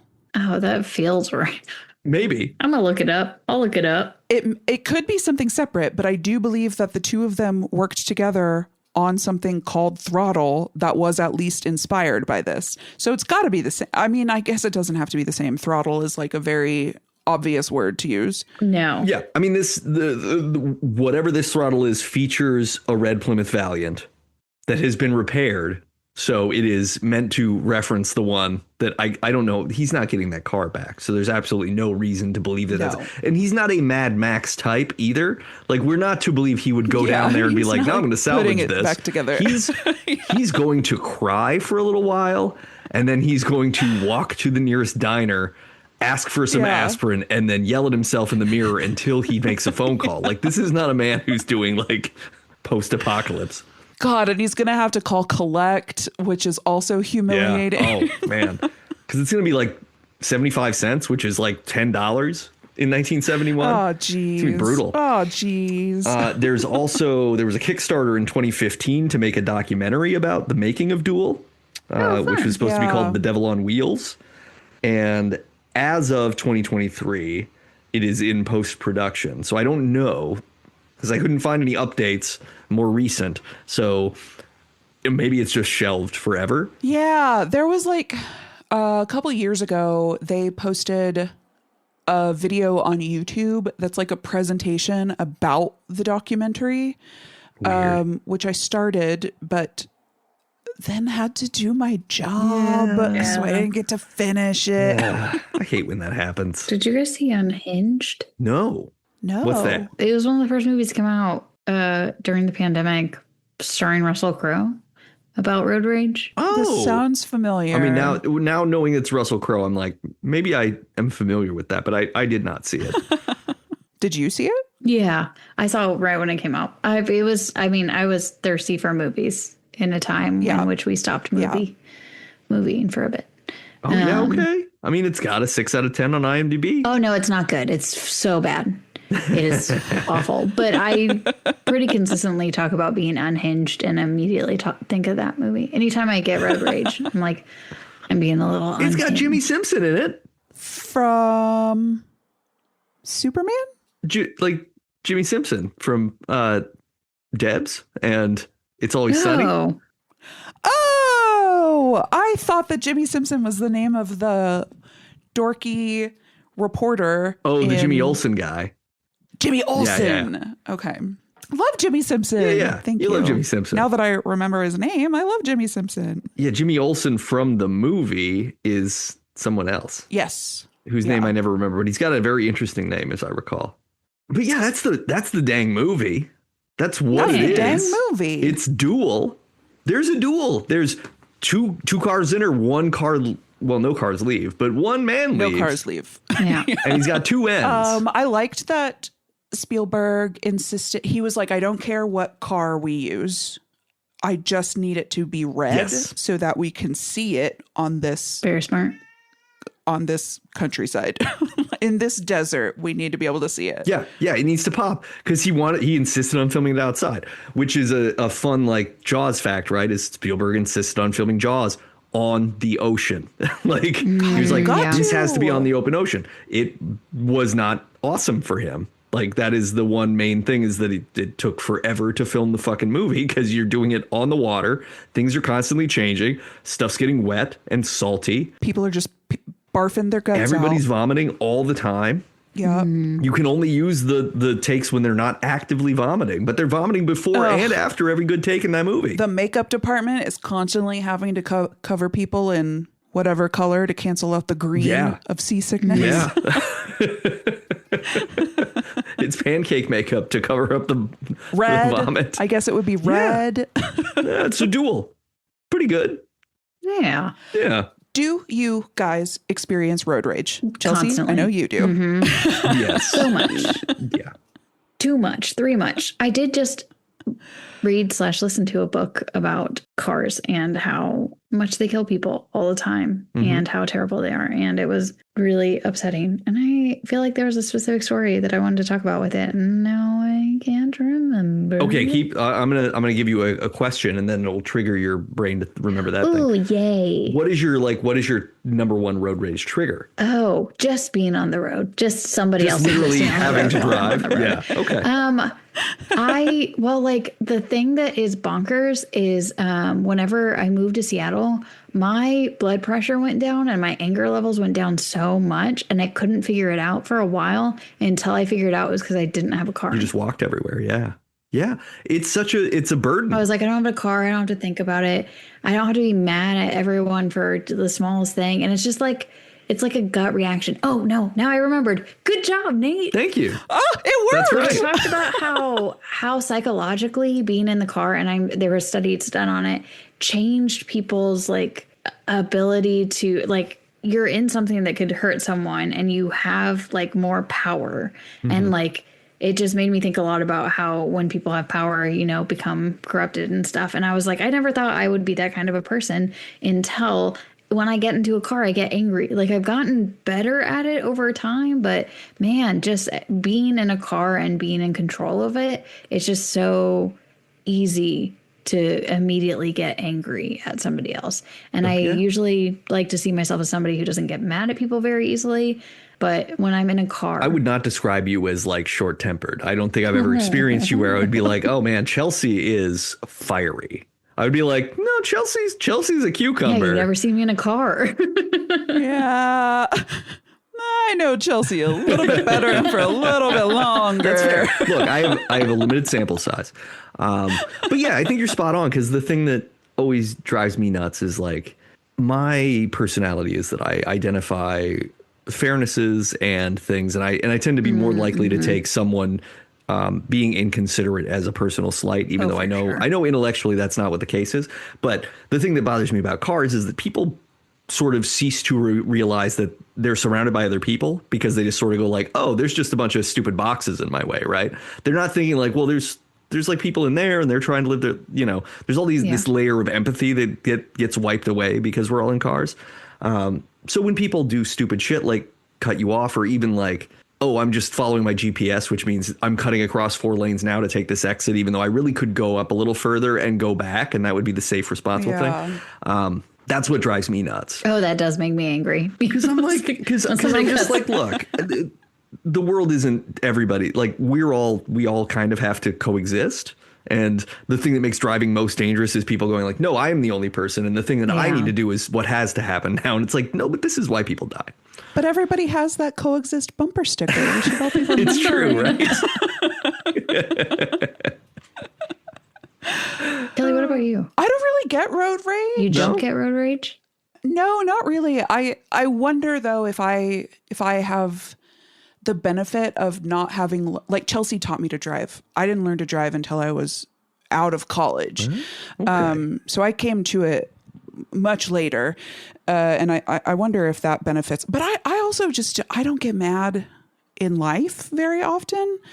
And That's good. It's great. No, actually, what's happening is I'm bottling it all up. Sure. And I'm going to get a terrible cancer. No. What's happening? One day you're going to have bottled it up, and you're going to be like, you know what? I'm going to buy a 1959 Peterbilt truck, and I'm going to kill that man. I will get him. They're going to make a prequel, and it's going to be about me. Oh. No, I don't get mad. I do give people thumbs downs. Like, I don't flip people off, but if somebody does something like really stupid, I guess what like upsets me the most is when people are clearly not paying attention. Yes. Yeah. And they do something really which dumb. happens more and more now because everybody's actually on their phones while they're driving, which actually on their exhausts phones. me. And like, it has been shown that a COVID infection can reduce your like impulse control, and that gets worse with repeat exposure. And so we're becoming extremely impulsive as a people. People are becoming extremely impulsive. And in addition to that, their anger levels are rising because we can't control our rage either, which just fuels worse decisions. So it's all like a cycle that feeds in on itself. So is COVID the new lead paint? Oh, big time, 100%. Yeah, well, and lead in gasoline. Oh, that's the whole thing, yeah. right? Like, gasoline used to have lead in it, and then they took it out, and they were like, hey, wait, people have been kind of chill. Like, a lot of people posit that lead in gasoline is part of the reason why your Ted Bundys and all these people existed, was it was like, oh, we had a rash of serial killers in a window of time when everybody was inhaling lead all the time. And we have like repeat examples of that when different countries start removing lead. It's like a predictable drop in crime that happens every time, repeatable. So yeah, that was a big part. I bet that contributed to this guy in Duel. Yeah. I mean, that could be an interesting subtext. I did look it up. They didn't remove lead from gasoline until like 1974. Ooh. And then it takes about 20 years for it to start. Because it's not fully required nationwide until 1991. Whoa. Well, but it started like, we did start seeing the effects, but it takes about a generation. Yeah, totally. Like once the damage is done, it's not going to it's not going to improve. You got to wait for a whole new generation of people to be born. Yeah. I read a wild New York Times article that was just about the argument against like unleaded gasoline, because they're like, well, this unleaded thing, but the problem is that it's lower octane and it might be bad for your engine. And it's just like it's basically like a PR article. It feels like they just interviewed five gas companies to have them say like, I don't know. I mean, it's possible that the cure is worse than the disease. Like that's literally quoted in the fucking thing. It's absurd. History is absurd when you really look at it. We're living in nightmare times. I was going to say something else about road ragey things, but now I don't remember what it was. And that's there was okay. recently a person, Kelly, you know where this is, Sushi House? Yeah. Shot outside of it because of a road rage incident. Jeez. Yeah. I got nervous a few days ago because a road rage incident was happening right outside my apartment. Ooh. I heard people yelling, and actually it was quite funny and topical. So what appears to have happened is that somebody was trying to parallel park and they were doing a bad job, and they confused the person behind them, who got very angry, and they like got out of their cars and were yelling at each other in the middle of the road. Like traffic got backed up because like the one guy's trying to parallel park, doing a bad job, not parked in the like driving lane. Yeah. And then the person who's pissed at him pulled into the oncoming traffic lane to park next to them. And then they both got out of the car and are yelling at each other. And so people are backed up on the road on both sides. And I was like, someone's going to get shot and I'm going to have to call the fucking cops. Oh, yeah. And finally, the big car that was obscuring my view. So I'm on this side of the road. In between me and the person trying to parallel park is like this giant SUV. They drive away to reveal the car who was trying to parallel park in the first place. And it's this tiny little European car. So small. I was like, you must have been doing a really bad job to have blocked traffic. But also like, cute. Like get out of your car to yell at people. I would never. Get out to be like, hey, I'll help you. I'll help. Sure. Turn the wheel. Yeah. Yeah. But like just to get out of the car and be like, you're in my way. No. It's like, no, I don't know. Wait a couple minutes. I'll wait. Which is what watching Duel, the whole like first act, I was like, just vibe, man. It'll take how long it takes. Like I was very like, just drive slower. It made me think of one of the times that I was driving either from Colorado back to Arkansas or Arkansas to Colorado. And I was taking like smaller highways through Oklahoma. And I was behind a big truck, probably had flammable written on the back of it. And they were going truck speed. Sure. And they were the perfect pace car for me. Oh. I was like, I'm just going to follow them. And they kept like pulling off into the like passing lane or to let people pass lane. And I was like, nah, dude. I'm good. I'll sit back here. You're doing a great job. This is great. I'm happy. You're probably getting great gas mileage because you're drafting off of the wind resistance. Yeah, I'm just cruising. Yeah. So like seeing somebody get mad in Duel, I was like, just relax, dog. You'll get there when you get there. I remembered what I wanted to bring up, which is you're both familiar, I'm sure, with the film Jeepers Creepers. Yeah. I was wondering if that inspired it. Which also features a creepy truck that's similar, not as big, but it is a creepy old truck that gets driven around by the titular creeper, I guess. Mm-hmm. Yeah, well, I think the director is the titular well, creeper. True. Yeah. I mean, look, we didn't have to. Yes, that is accurate. You're right. I'm sorry. I shouldn't have. But I did. I had that thought. I was like, oh, I wonder if the look of this was inspired directly by Duel, because it feels very much the same. Ooh. Mm-hmm. And they chase him down. Yeah. Yeah. That's all I had to say about that. Now it's time for the Mouthgarf Report. Yay. Mouthgarf! The Mouthgarf Report. Open wide for some lasagna. I hate Mondays. So I have a standing desk, an electric standing desk. Yeah. And all day, every day, I'm just adjusting the height because I'm like switching from sitting like a grown-up to sitting crisscross applesauce. And the way I like talk to myself while I do it. So when I go to sit crisscross applesauce, I raise the desk up so that I can scoop my legs under. And as I like push the up button, I go stand. And then as I lower it back down, like once I'm under the desk, I go squish. As I lower it to squish my legs. I love that. I think that has to stay in too, because that is part of the Mouthgarf Report. That is what I've been doing. Yeah, that's meaningful. That's meaningful. Our life stuff, you know. Yeah, I had my fantasy baseball draft over the weekend, which by the time this releases will be well into baseball season. So right now I sort of have to go with, I think my team's pretty good.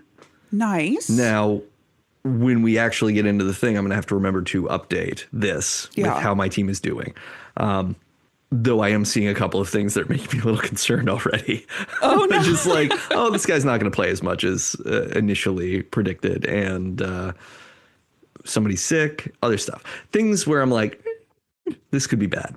Uh-oh. And that's okay, because it's only a $20 buy-in league, so it's not like I'm out a lot of money. But I like to win things. I'm sure. Some people. I'm competitive in a not necessarily healthy way for me, I think. Like mostly because I just get frustrated and then I cease to have fun at the thing. That's a bummer. So it just becomes this, you know, but I also have kind of made a deal with myself that like last season, we can make up to like 50 transactions over the course of the year.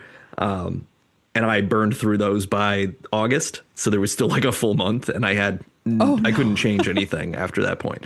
So I'm really like, nope, you just got to ride. You got to ride this team and see what they do. Give everybody a little chance to warm up, chill out. Don't worry about the early stuff. It's okay. Yeah. So we'll see what happens. I'm also realizing that I need to rename the team something Garf related. So if you guys have an idea through the course of the Mouthgarf Report or before the end of the show for a baseball related Garf name that I could go with, hit me with it. I'm going to start thinking about this too. It's your brain that does this, not ours. But I'm like Garf ball. Nerm ball. part of the thing is that I literally only just now thought of this. I was like, I always name it after a player on the team. But no, what I should do is come up with some sort of Garfield mixed with one of the... Garfield? Is there something there? Yeah, like Garfield of Dreams is like the most obvious one, right? But, you know... But you don't want to go obvious. I don't know. Maybe I do. Maybe that's the pitch that gets us to the pitch. Oh, I'm doing baseball. Hey, you did. You're doing it right now. I thought I was doing showbiz, but no. But showbiz is just baseball. And baseball is showbiz, baby. Some of the best directors take big swings. Oh, hey. So I'm going to think about that a little bit. And some of them are in the outfield. They're striking out. There you go. That's better. Yeah. Yeah. So that's one thing. Not a lot of movie watching since we last spoke. So I don't have anything there to share beyond this film that we've already talked about. We're talking about it. It's happening. Though I'm still interested in what you thought of The Bride, but don't tell me if you can't tell me yet. We can do a quick. Yeah. No, I mean, we can. Great. We've recorded our episode. Bring the thoughts. Yeah. I cede my time. So is this a mini episode? I cede my time for this episode teaser for Never Show the Monster, which will come out several months after the episode upon which it is based. We don't know when it'll come out. Sure, that's fair. Okay, good. Come out. Hopefully it is already out. If not, look forward to it. Hey. Personally, I loved it. Great. In fact, for the recording on Never Show the Monster, I wore black lipstick and did my face up with the hell yeah. Black that's cool. Yeah. Vomit. I know that a lot of people had complaints about it. Some of which I think is just misogyny. Yeah, what are the complaints? Because I don't know that I haven't read a lot of the negative stuff. Over to Chelsea for that, because I purposefully have kept my head out of it because I don't get road rage, but I get, you don't like my thing, rage. Yeah, fair. Don't ruin this thing for me, other people. Yeah. We also have a friend of the show who didn't love it, but couldn't put her finger on why, which is a disappointment. Okay. It's not a disappointment that she couldn't describe it. It's a disappointment that she didn't like it, because I want everybody to love it how I loved it. Something that Chelsea said in our episode was that if this had come out when we were in high school, it would have been her whole personality, and it might still be my whole personality coming out now. Yeah. I don't know, Chelsea, what do you remember what the critiques were? Yeah, I can say the negative ones. Yeah. A big one was that it was disjointed, and it was trying to say too much. Like there was just too much going on and too many separate storylines that they didn't feel like came together very well. I think that was the main one that I've heard. I'm trying to think of the other ones, because there were two. Oh, there's one that nope, I'm not going to remember it. I remember it was a lot of people went into it really psyched about it. And I think the ones that were super psyched about it were really disappointed. But I don't know what they were expecting, if that was the case. But I assume it might be because Maggie Gyllenhaal's movie before this was very different. It was quite serious. Okay. Yeah. So maybe they had an expectation that it would be similar. I did hear a complaint that, I don't know if they said genre film, it is not as easy to tap into as other types or something. But making it into like a monster horror. Yeah, that's interesting. Like, I don't even really feel like it's a genre film. I feel like it's a camp satire of a genre film. It is a film that is itself a bit of a monster, but in an interesting way, right? Yeah. One, I don't know why anybody would think the movie would be serious or have expectations when it does have an exclamation point in the title, right? Like, it is not The Bride, colon, right, etc. Like, it is The Bride. And the tagline is, "Here comes the motherfucking bride." Yeah. And it's, I mean, I guess, like, I don't know. The worst thing I could say about it is, like, it's a showcase movie, which makes it less about a plot and more about, like, look at all this cool shit that's happening and these people who are doing the cool shit, right? But, like, it is, to Kelly's point, like, it's doing a parody of the, like, 40s dance musical spectacle movies. It's doing a parody of classic, Universal Monsters horror. It's also doing like hey, wait a minute, everybody, like, Me Too happened and nobody's doing anything about that. So are we going to just stop talking about this and pretend like it didn't happen? Or are we going to, like, I thought that was one of the most effective moments in the movie when she says, like, Me Too like 4 times in a row. And I was like, yeah. Oh man, I didn't even. Why the fuck? Why the fuck did that thing that happened literally like 4 years ago just disappear completely in a time when, of course, we're steeped in unreleased Epstein information and whatever, and all that has been released implicates a lot of people too. It's like, wait a minute. So we're literally just going to go with, we can do whatever we want to women and there's no consequences. And the movie is addressing that head on in a way that's really interesting, right? I think that, I don't know, my assumption from, like, film people would be that they like, when the Mary Shelley sort of part happens right away, that people were just, like, checked out. They're like, whoa, this is not what I'm signing up for. Like, I didn't want to deal with this. Like, this is too weird. But I think that's, I don't know. Boring. Like, if you're thinking that's too weird, you're a boring person. It hit me when it started. I was like, oh shit, what's going to happen in this? Because I was like, I didn't know what to expect, but I didn't expect that to start. But at the same time, I was like, this isn't becoming overbearing. Like, it's this interesting, like, there is a generational legacy of abuse of women that is boiling up out of everybody. And I thought that was fucking cool. Like, I don't know. And the Mary Shelley aspects, especially starting with it, is a direct callback to The Bride of Frankenstein, the 1935 film, which starts with Mary Shelley telling the story. And that's something that I didn't even know. So I plead ignorance on that. But that rules. I That's didn't really know cool. going into the movie. I ended up watching The Bride of Frankenstein for the first time after watching The Bride, and I was like, oh my God, there was so much like indirect conversation with this film that I didn't appreciate when I watched The Bride, including Mary Shelley. Like, that's how it's framed. So I don't know. I understand that it's not a perfect movie, like Debs, like Dead and Breakfast, like Mamma Mia. It was still a fun. It was a fun watch. It was a great watch. So fun. And I think that I was just going to say, I think that the people who are like really taking criticism to the extremes, like, it's fine when not every movie is for everybody. Some people aren't going to like it. Yeah, that's fine. It's a bummer, but it's fine. But I think that the people who are being like really vitriolic about it either have an agenda or didn't get it. Yeah. What were you going to say, Chelsea? I was just going to say it is. We're talking about it having like a lot of references to things and being parody of things, which reminds me of Ready Player One. Oh yeah.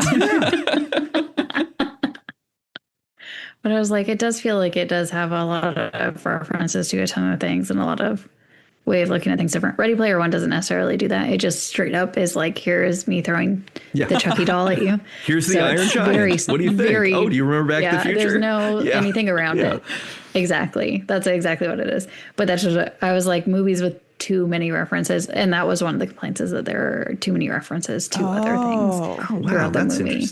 Which is upsetting to some people, but sometimes I think I like little things that are referencing other things. And it just... that was probably part of that disjointedness, that they were like, it's just referencing all of these other things. And because the people who were reviewing it knew all of the things going into it, they saw all of them, but instead of finding it endearing, they found it frustrating. That's interesting. Yeah. I would love to know more, because I can't really think of other examples. So I want to know these things that are upsetting to people.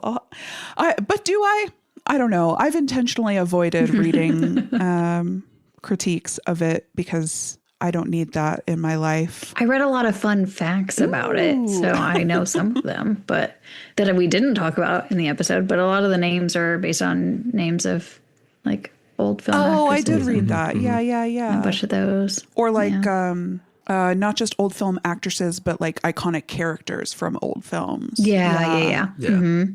Yeah, but that's so small. That's fine. Yeah.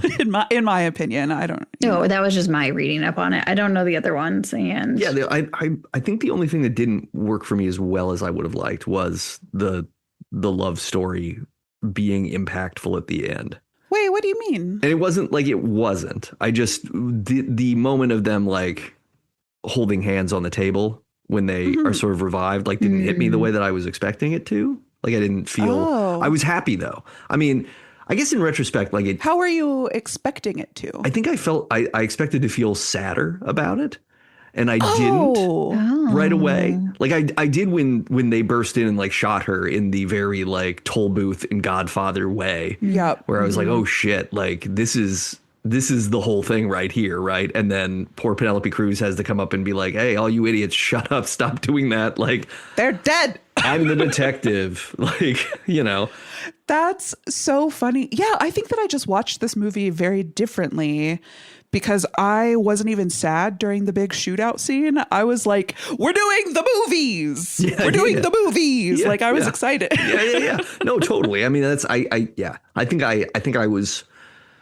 it's a lot of it. Like this is a movie that if you're reading it in a very serious way, or if you're trying to read into it like, oh, this is happening and emotions are supposed to be elicited, it's different from, no, like enjoy the ride of what this is.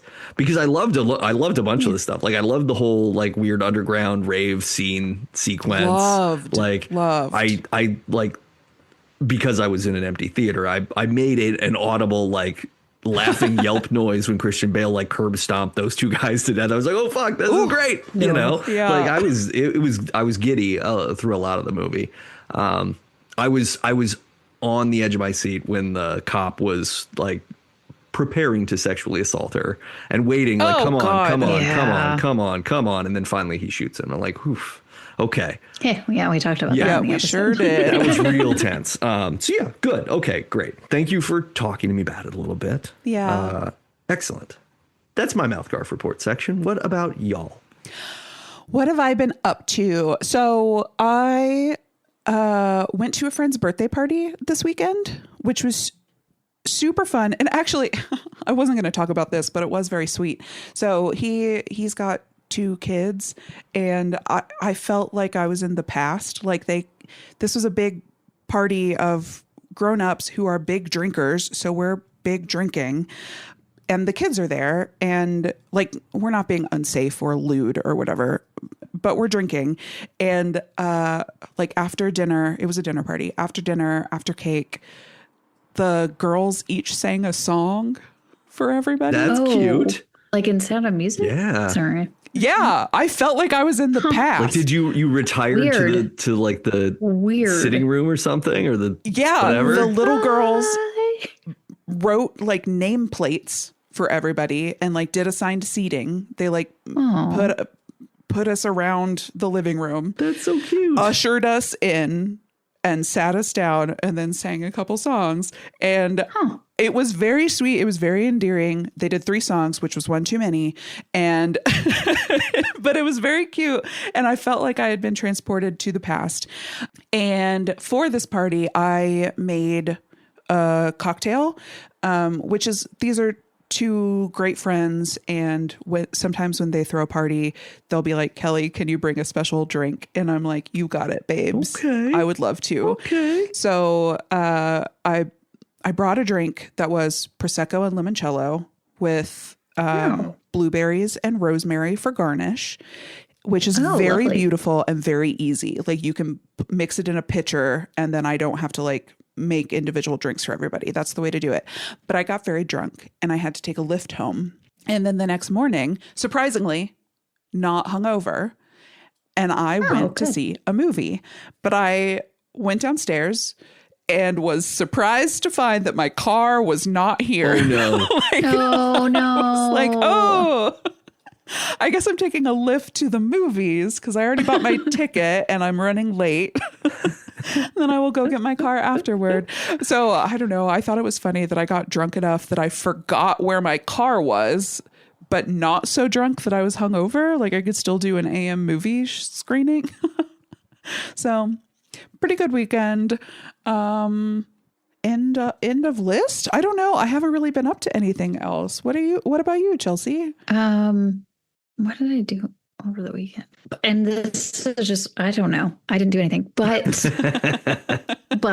right after our recording last week, I listened to what you said, Nate. Oh, about not clinching what did I say? No, about sinks. Oh, about sinks. Anyway. Great. Oh, yay! Okay. I hope this goes well from here. I hope this It isn't does. I listened to what you said, Nate. It's good. No, it went very positively. And I was going to send you all a picture, but I didn't want to send it until I talked about it because it was so exciting and I'm so happy about it. So originally I was like, okay, we will, we had some 2x4s from our other sink, but the sink won't fit. And we didn't want to put in our new sink because it's still in the box and we don't know how to get the faucet. And the other sink we have is like 3 sinks. It's too big and we got a smaller one. Anyway, all that to be said is we got a utility sink the next day and then we just installed the utility sink and I was like, and I helped with it and I can plumb. You're a plumber. Hell yeah. Hell But yeah. yeah, now I have a sink and the dishes are done and I am a little less stressed out. This weekend they will come and they will measure and everything will go fine. But I had a sink and I finally got to do all the dishes that had been sitting around and it was so frustrating. But it all got done. And I feel like I did something on Saturday. No, I don't know what it was. I didn't go see a movie. I remember I continued to be like, I should go see Ready or Not. And then I did not do that. Yeah. I did something during the day, though, and there is not one part of me that remembers at all what it is. Been playing a lot of video games, and that's been good. Oh, and your Pokemon Animal Crossing one? Is that what not it was? yet. Okay. Not to. Oh, this will hopefully if you guys follow Ryan Tate Art on TikTok or Instagram, he now has a new series. By the time this comes out, I think it'll be out, on him drawing Pokemon from memory. So I am putting off playing Pokopia, and it is frustrating. Because you were so excited about getting it. It's fine. It's fine. It's fine. Because we have Hyrule Warriors right now, Age of Imprisonment, and then that's actually been very good watching this storyline for how Hyrule got under Calamity Ganon's fist. I don't know what to say. Yeah. No, it's good. But I've named my cat, like our cat's named, and Minoru has stuck. Her name is Minoru. Good. We have kept it. Good. Yeah, and I call her Minnie all the time. Cute. And she uses my legs as a scratching post, and it's a little scary sometimes. Yeah. But she is a cutie patootie. And yeah, I went to go get my oil change. God, man, my stories are so boring. I went to get my oil changed. Duel, car. This morning, and then we walked. Radiator hose. Yeah, my radiator hose was fine, but Okay, my filter and blower was full of stuff, which makes sense because the little switch thing has it. Anyway, but every time we go, we walk to get breakfast. So we wanted to go to Waffle House, but the road does not have a crosswalk to get to Waffle House. So we went to Cracker Barrel, and I don't like Cracker Barrel. I'm saying it here. I'm saying it on recording. And it was so bad. Debutbuddies@gmail.com. Yeah. If you have something to say. I mean, I like if it's like a lunch or a dinner, like I can get chicken and dumplings and that's pretty okay. Yeah. But what I got was what is it? Whenever there's a whole egg in a basket. Yeah. They did not cook the egg, and the sourdough was not toasted, and it was very gooey, and it was just like mush in my mouth, and I was so upset.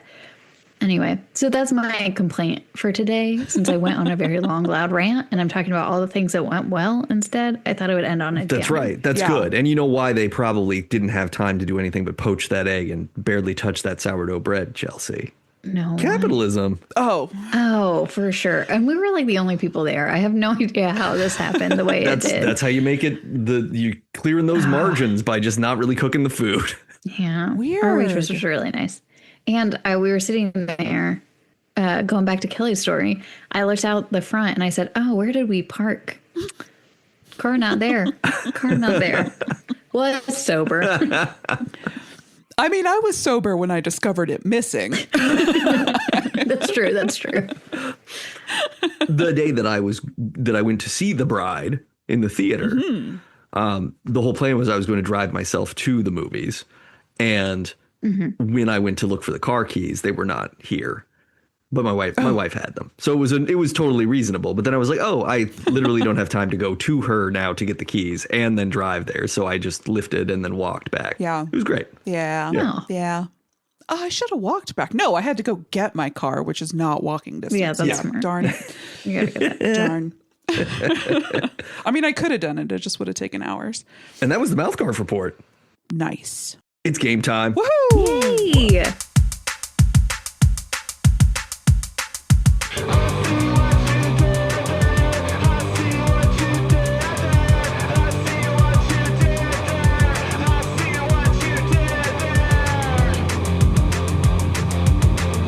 It's time to play I See What You Did There. So excited. I am a little nervous. Oh, Don't be nervous. Okay, I won't. we got this. Why would you be nervous? What's there to be Because nervous you're about? doing a weird little dance.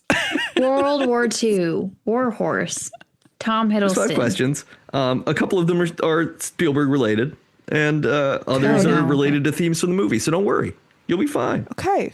Okay, we know men. We know men. Trucks, we got all of it. It's all here. Yeah. Okay. Okay. Number one. This fast food mainstay is made up of 2 all beef patties, special sauce, lettuce, cheese, pickles, onions on a sesame seed bun. Oh yeah. And this automotive manufacturing company is known for its 18-wheelers, is known for its 18-wheelers, and figuratively as something unstoppable that you don't want to be hit by, or something sturdy and durable to be built like. They also have a bulldog on their logo. Big Mac. Trucks? Yeah, put it together. Okay. Okay. Big Mac trucks. Yeah. Yeah. Like nice. You feel like you got hit by a Mack truck if you're hungover? Yeah. Right? Yeah, Okay, I was thinking yeah. Mack truck, but I thought that was like a. It is I a didn't proper realize it was a brand name. This brand. is a thing that I've corrected in people's work where they will lowercase it, like Mack truck is just like a term, and it's like no, that's actually a kind of truck. It's like proper saying noun. getting hit by a Ford truck. You do still have to capitalize Ford, even though you know what you're saying. The more you know. Big Mack truck. Okay. Number 2. Educational. Yeah, that's right. That's what this is about. This show is first and foremost about education. Oh, It's edutainment. That's right. That's how we get our very specific grants. We're the last podcast getting grants from the Department of Education before it shuts down completely. Oh, they haven't listened, eh? No, they only listen to us, and that's why everything is going wrong. Okay. Number two. In the film, David Mann tells the gas station attendant to fill up his car with this, a type of leaded gasoline. And this is a legendary sea creature having the head and upper body of a man and the tail of a fish. okay. I mean, it's Ethel Uh-huh. is the abbreviation he uses. Yeah. That's the first Will you part. say the second part again? Sure. Yeah. This is a legendary sea creature having the head and upper body of a man and the tail of a fish. So not a merman. And it's not No, it is a merman. merman. You got it. Oh, Let's put it together.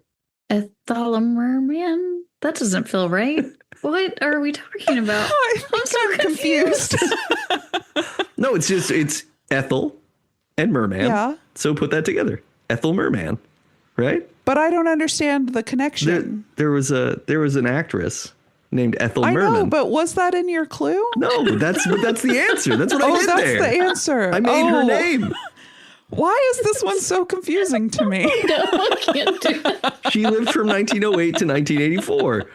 I know. Wait, did you tell us this part? No, No, this is the answer. Okay. Why does this feel confusing to us? That's so confusing. because instead of the normal ones where they connect into each other, this is just Yeah. Ethel and It's just merman an as separate alien- pieces. And the thing that I did there Yeah. was I gave you a person's this name. This is a curveball. Right? Yeah. This would be like if I did is a one new different brand. if I did one that was like, okay, this is the name of the famed Instagram artist who is going to be drawing Pokemon by hand, his first name. Yeah. And Yeah. this is the name for a juvenile or infantile goose.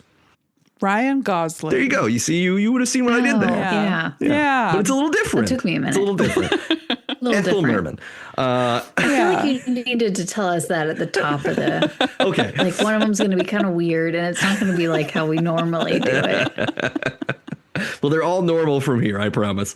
Number I do 3. see I what you did trust there, you at though. all. Number 3.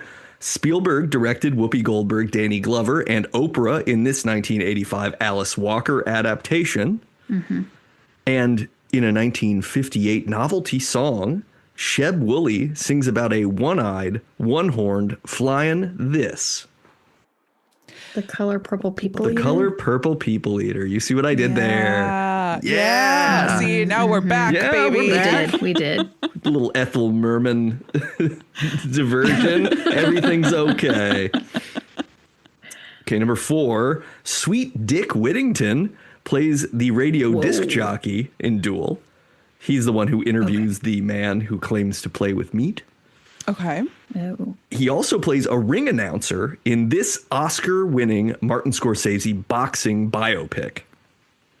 And this is a type of body armor designed to absorb impact and prevent the penetration of firearm projectiles and explosion fragments to the torso.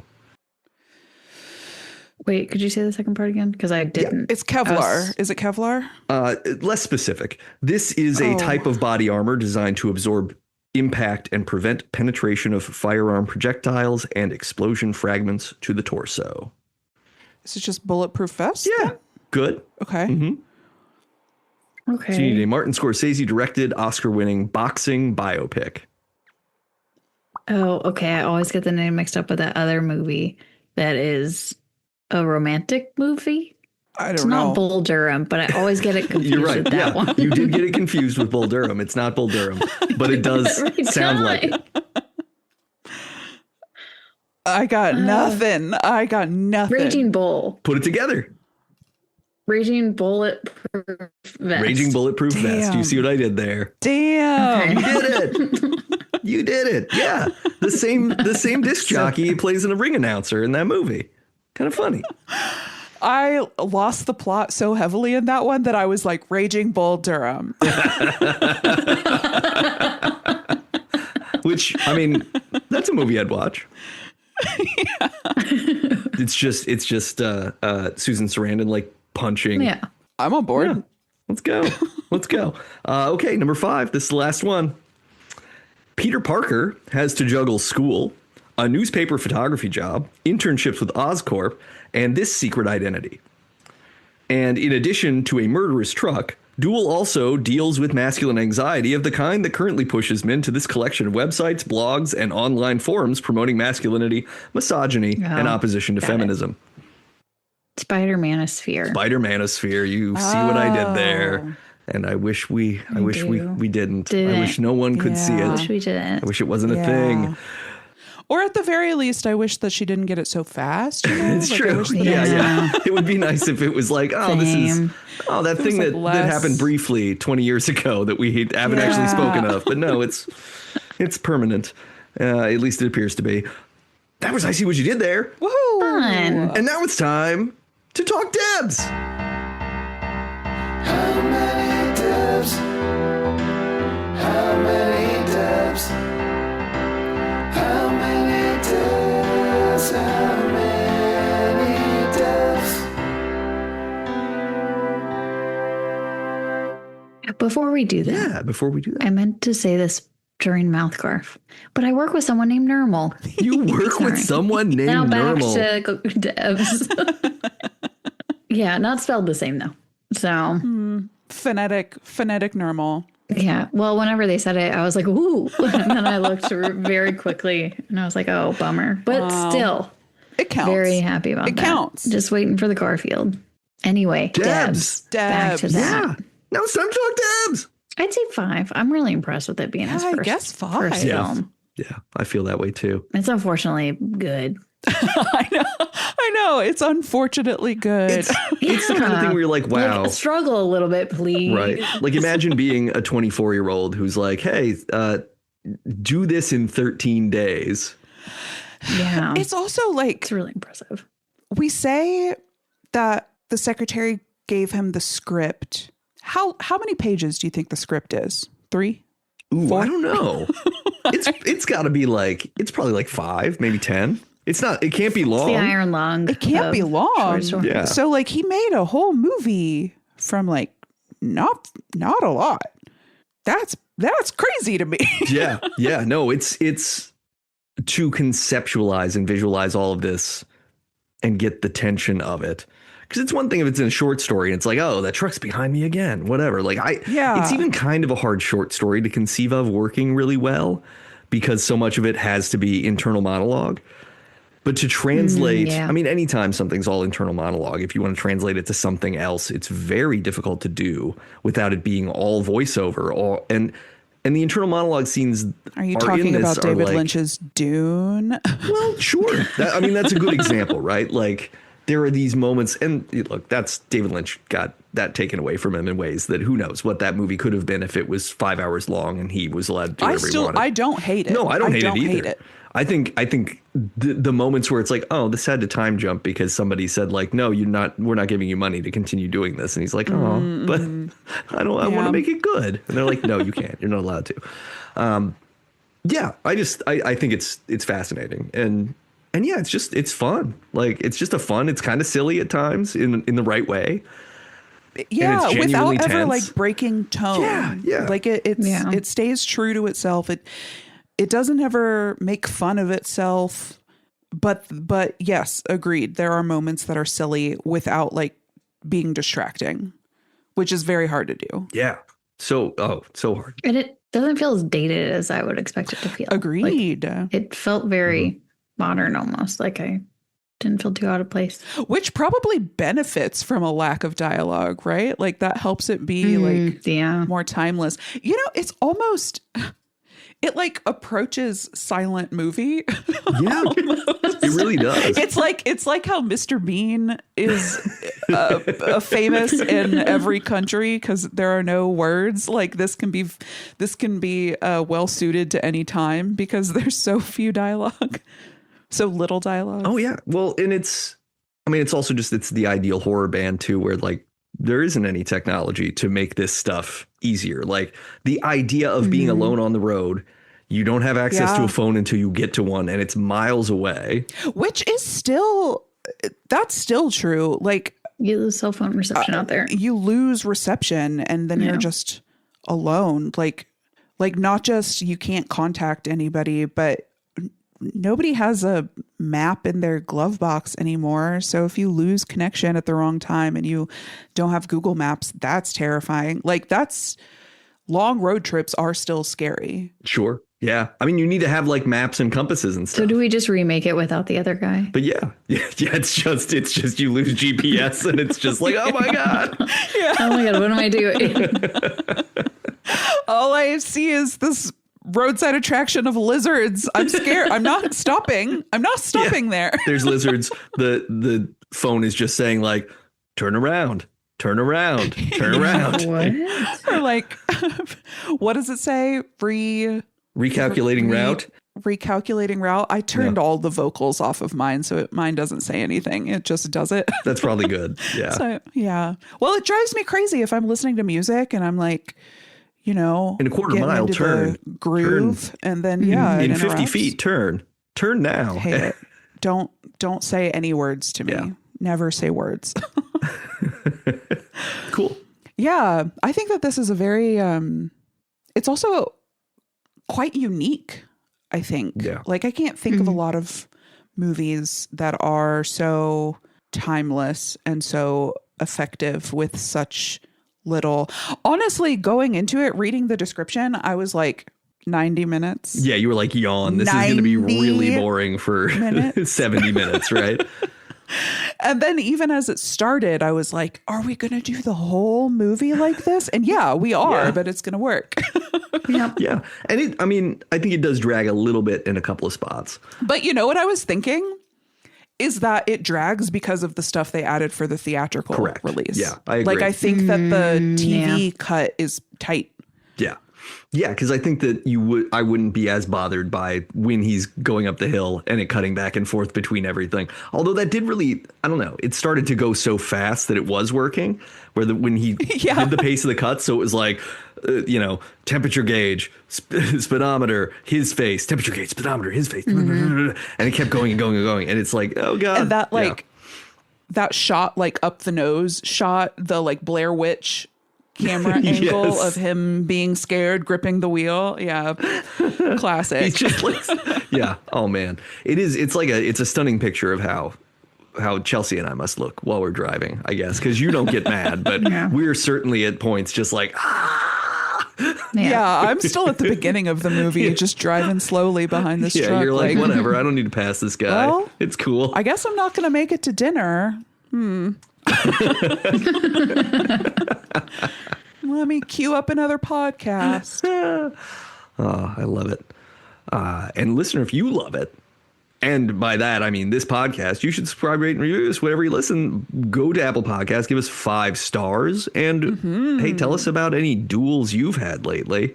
Ooh. Have you dueled somebody in the car? Perhaps you've challenged them to a duel for impugning your moral or ethical something.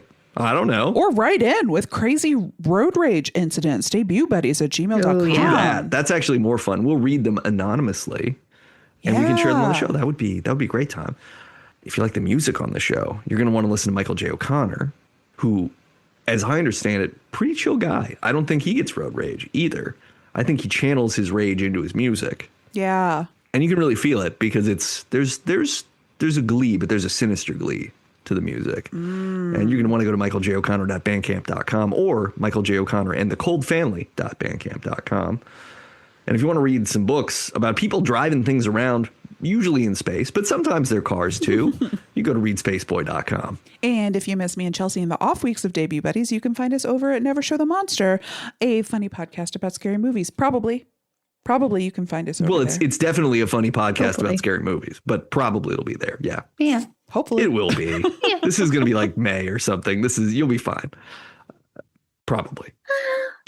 Listen, we're building a Dude. We're backlog. having some time. We're time and a half. Look, it's good. What matters is you're doing it. And if they're even never released, then we will tease how to unlock the Patreon to get access to those apps. Yep. Yeah, I mean, I'm editing them, so we got to do something with them. Drive them around in a truck. See if anybody wants to listen. Hey, I'm slowing down so you can listen to my podcast. Why are you trying to pass me? Print them Chase on them down. I think that's kind of fun. DVDs. Yeah, you get like the bullhorn thing on the roof and just play the podcast and drive around. Yeah. Our next episode is episode 100 of Debut Buddies. Whoa. So guess what? Crazy. It's ours. It's our first 100th episode. So I don't know what's going to happen, but we're not going to tell you yet because we're going to figure something out and you're going to love it. Yeah. Yeah. So tune in.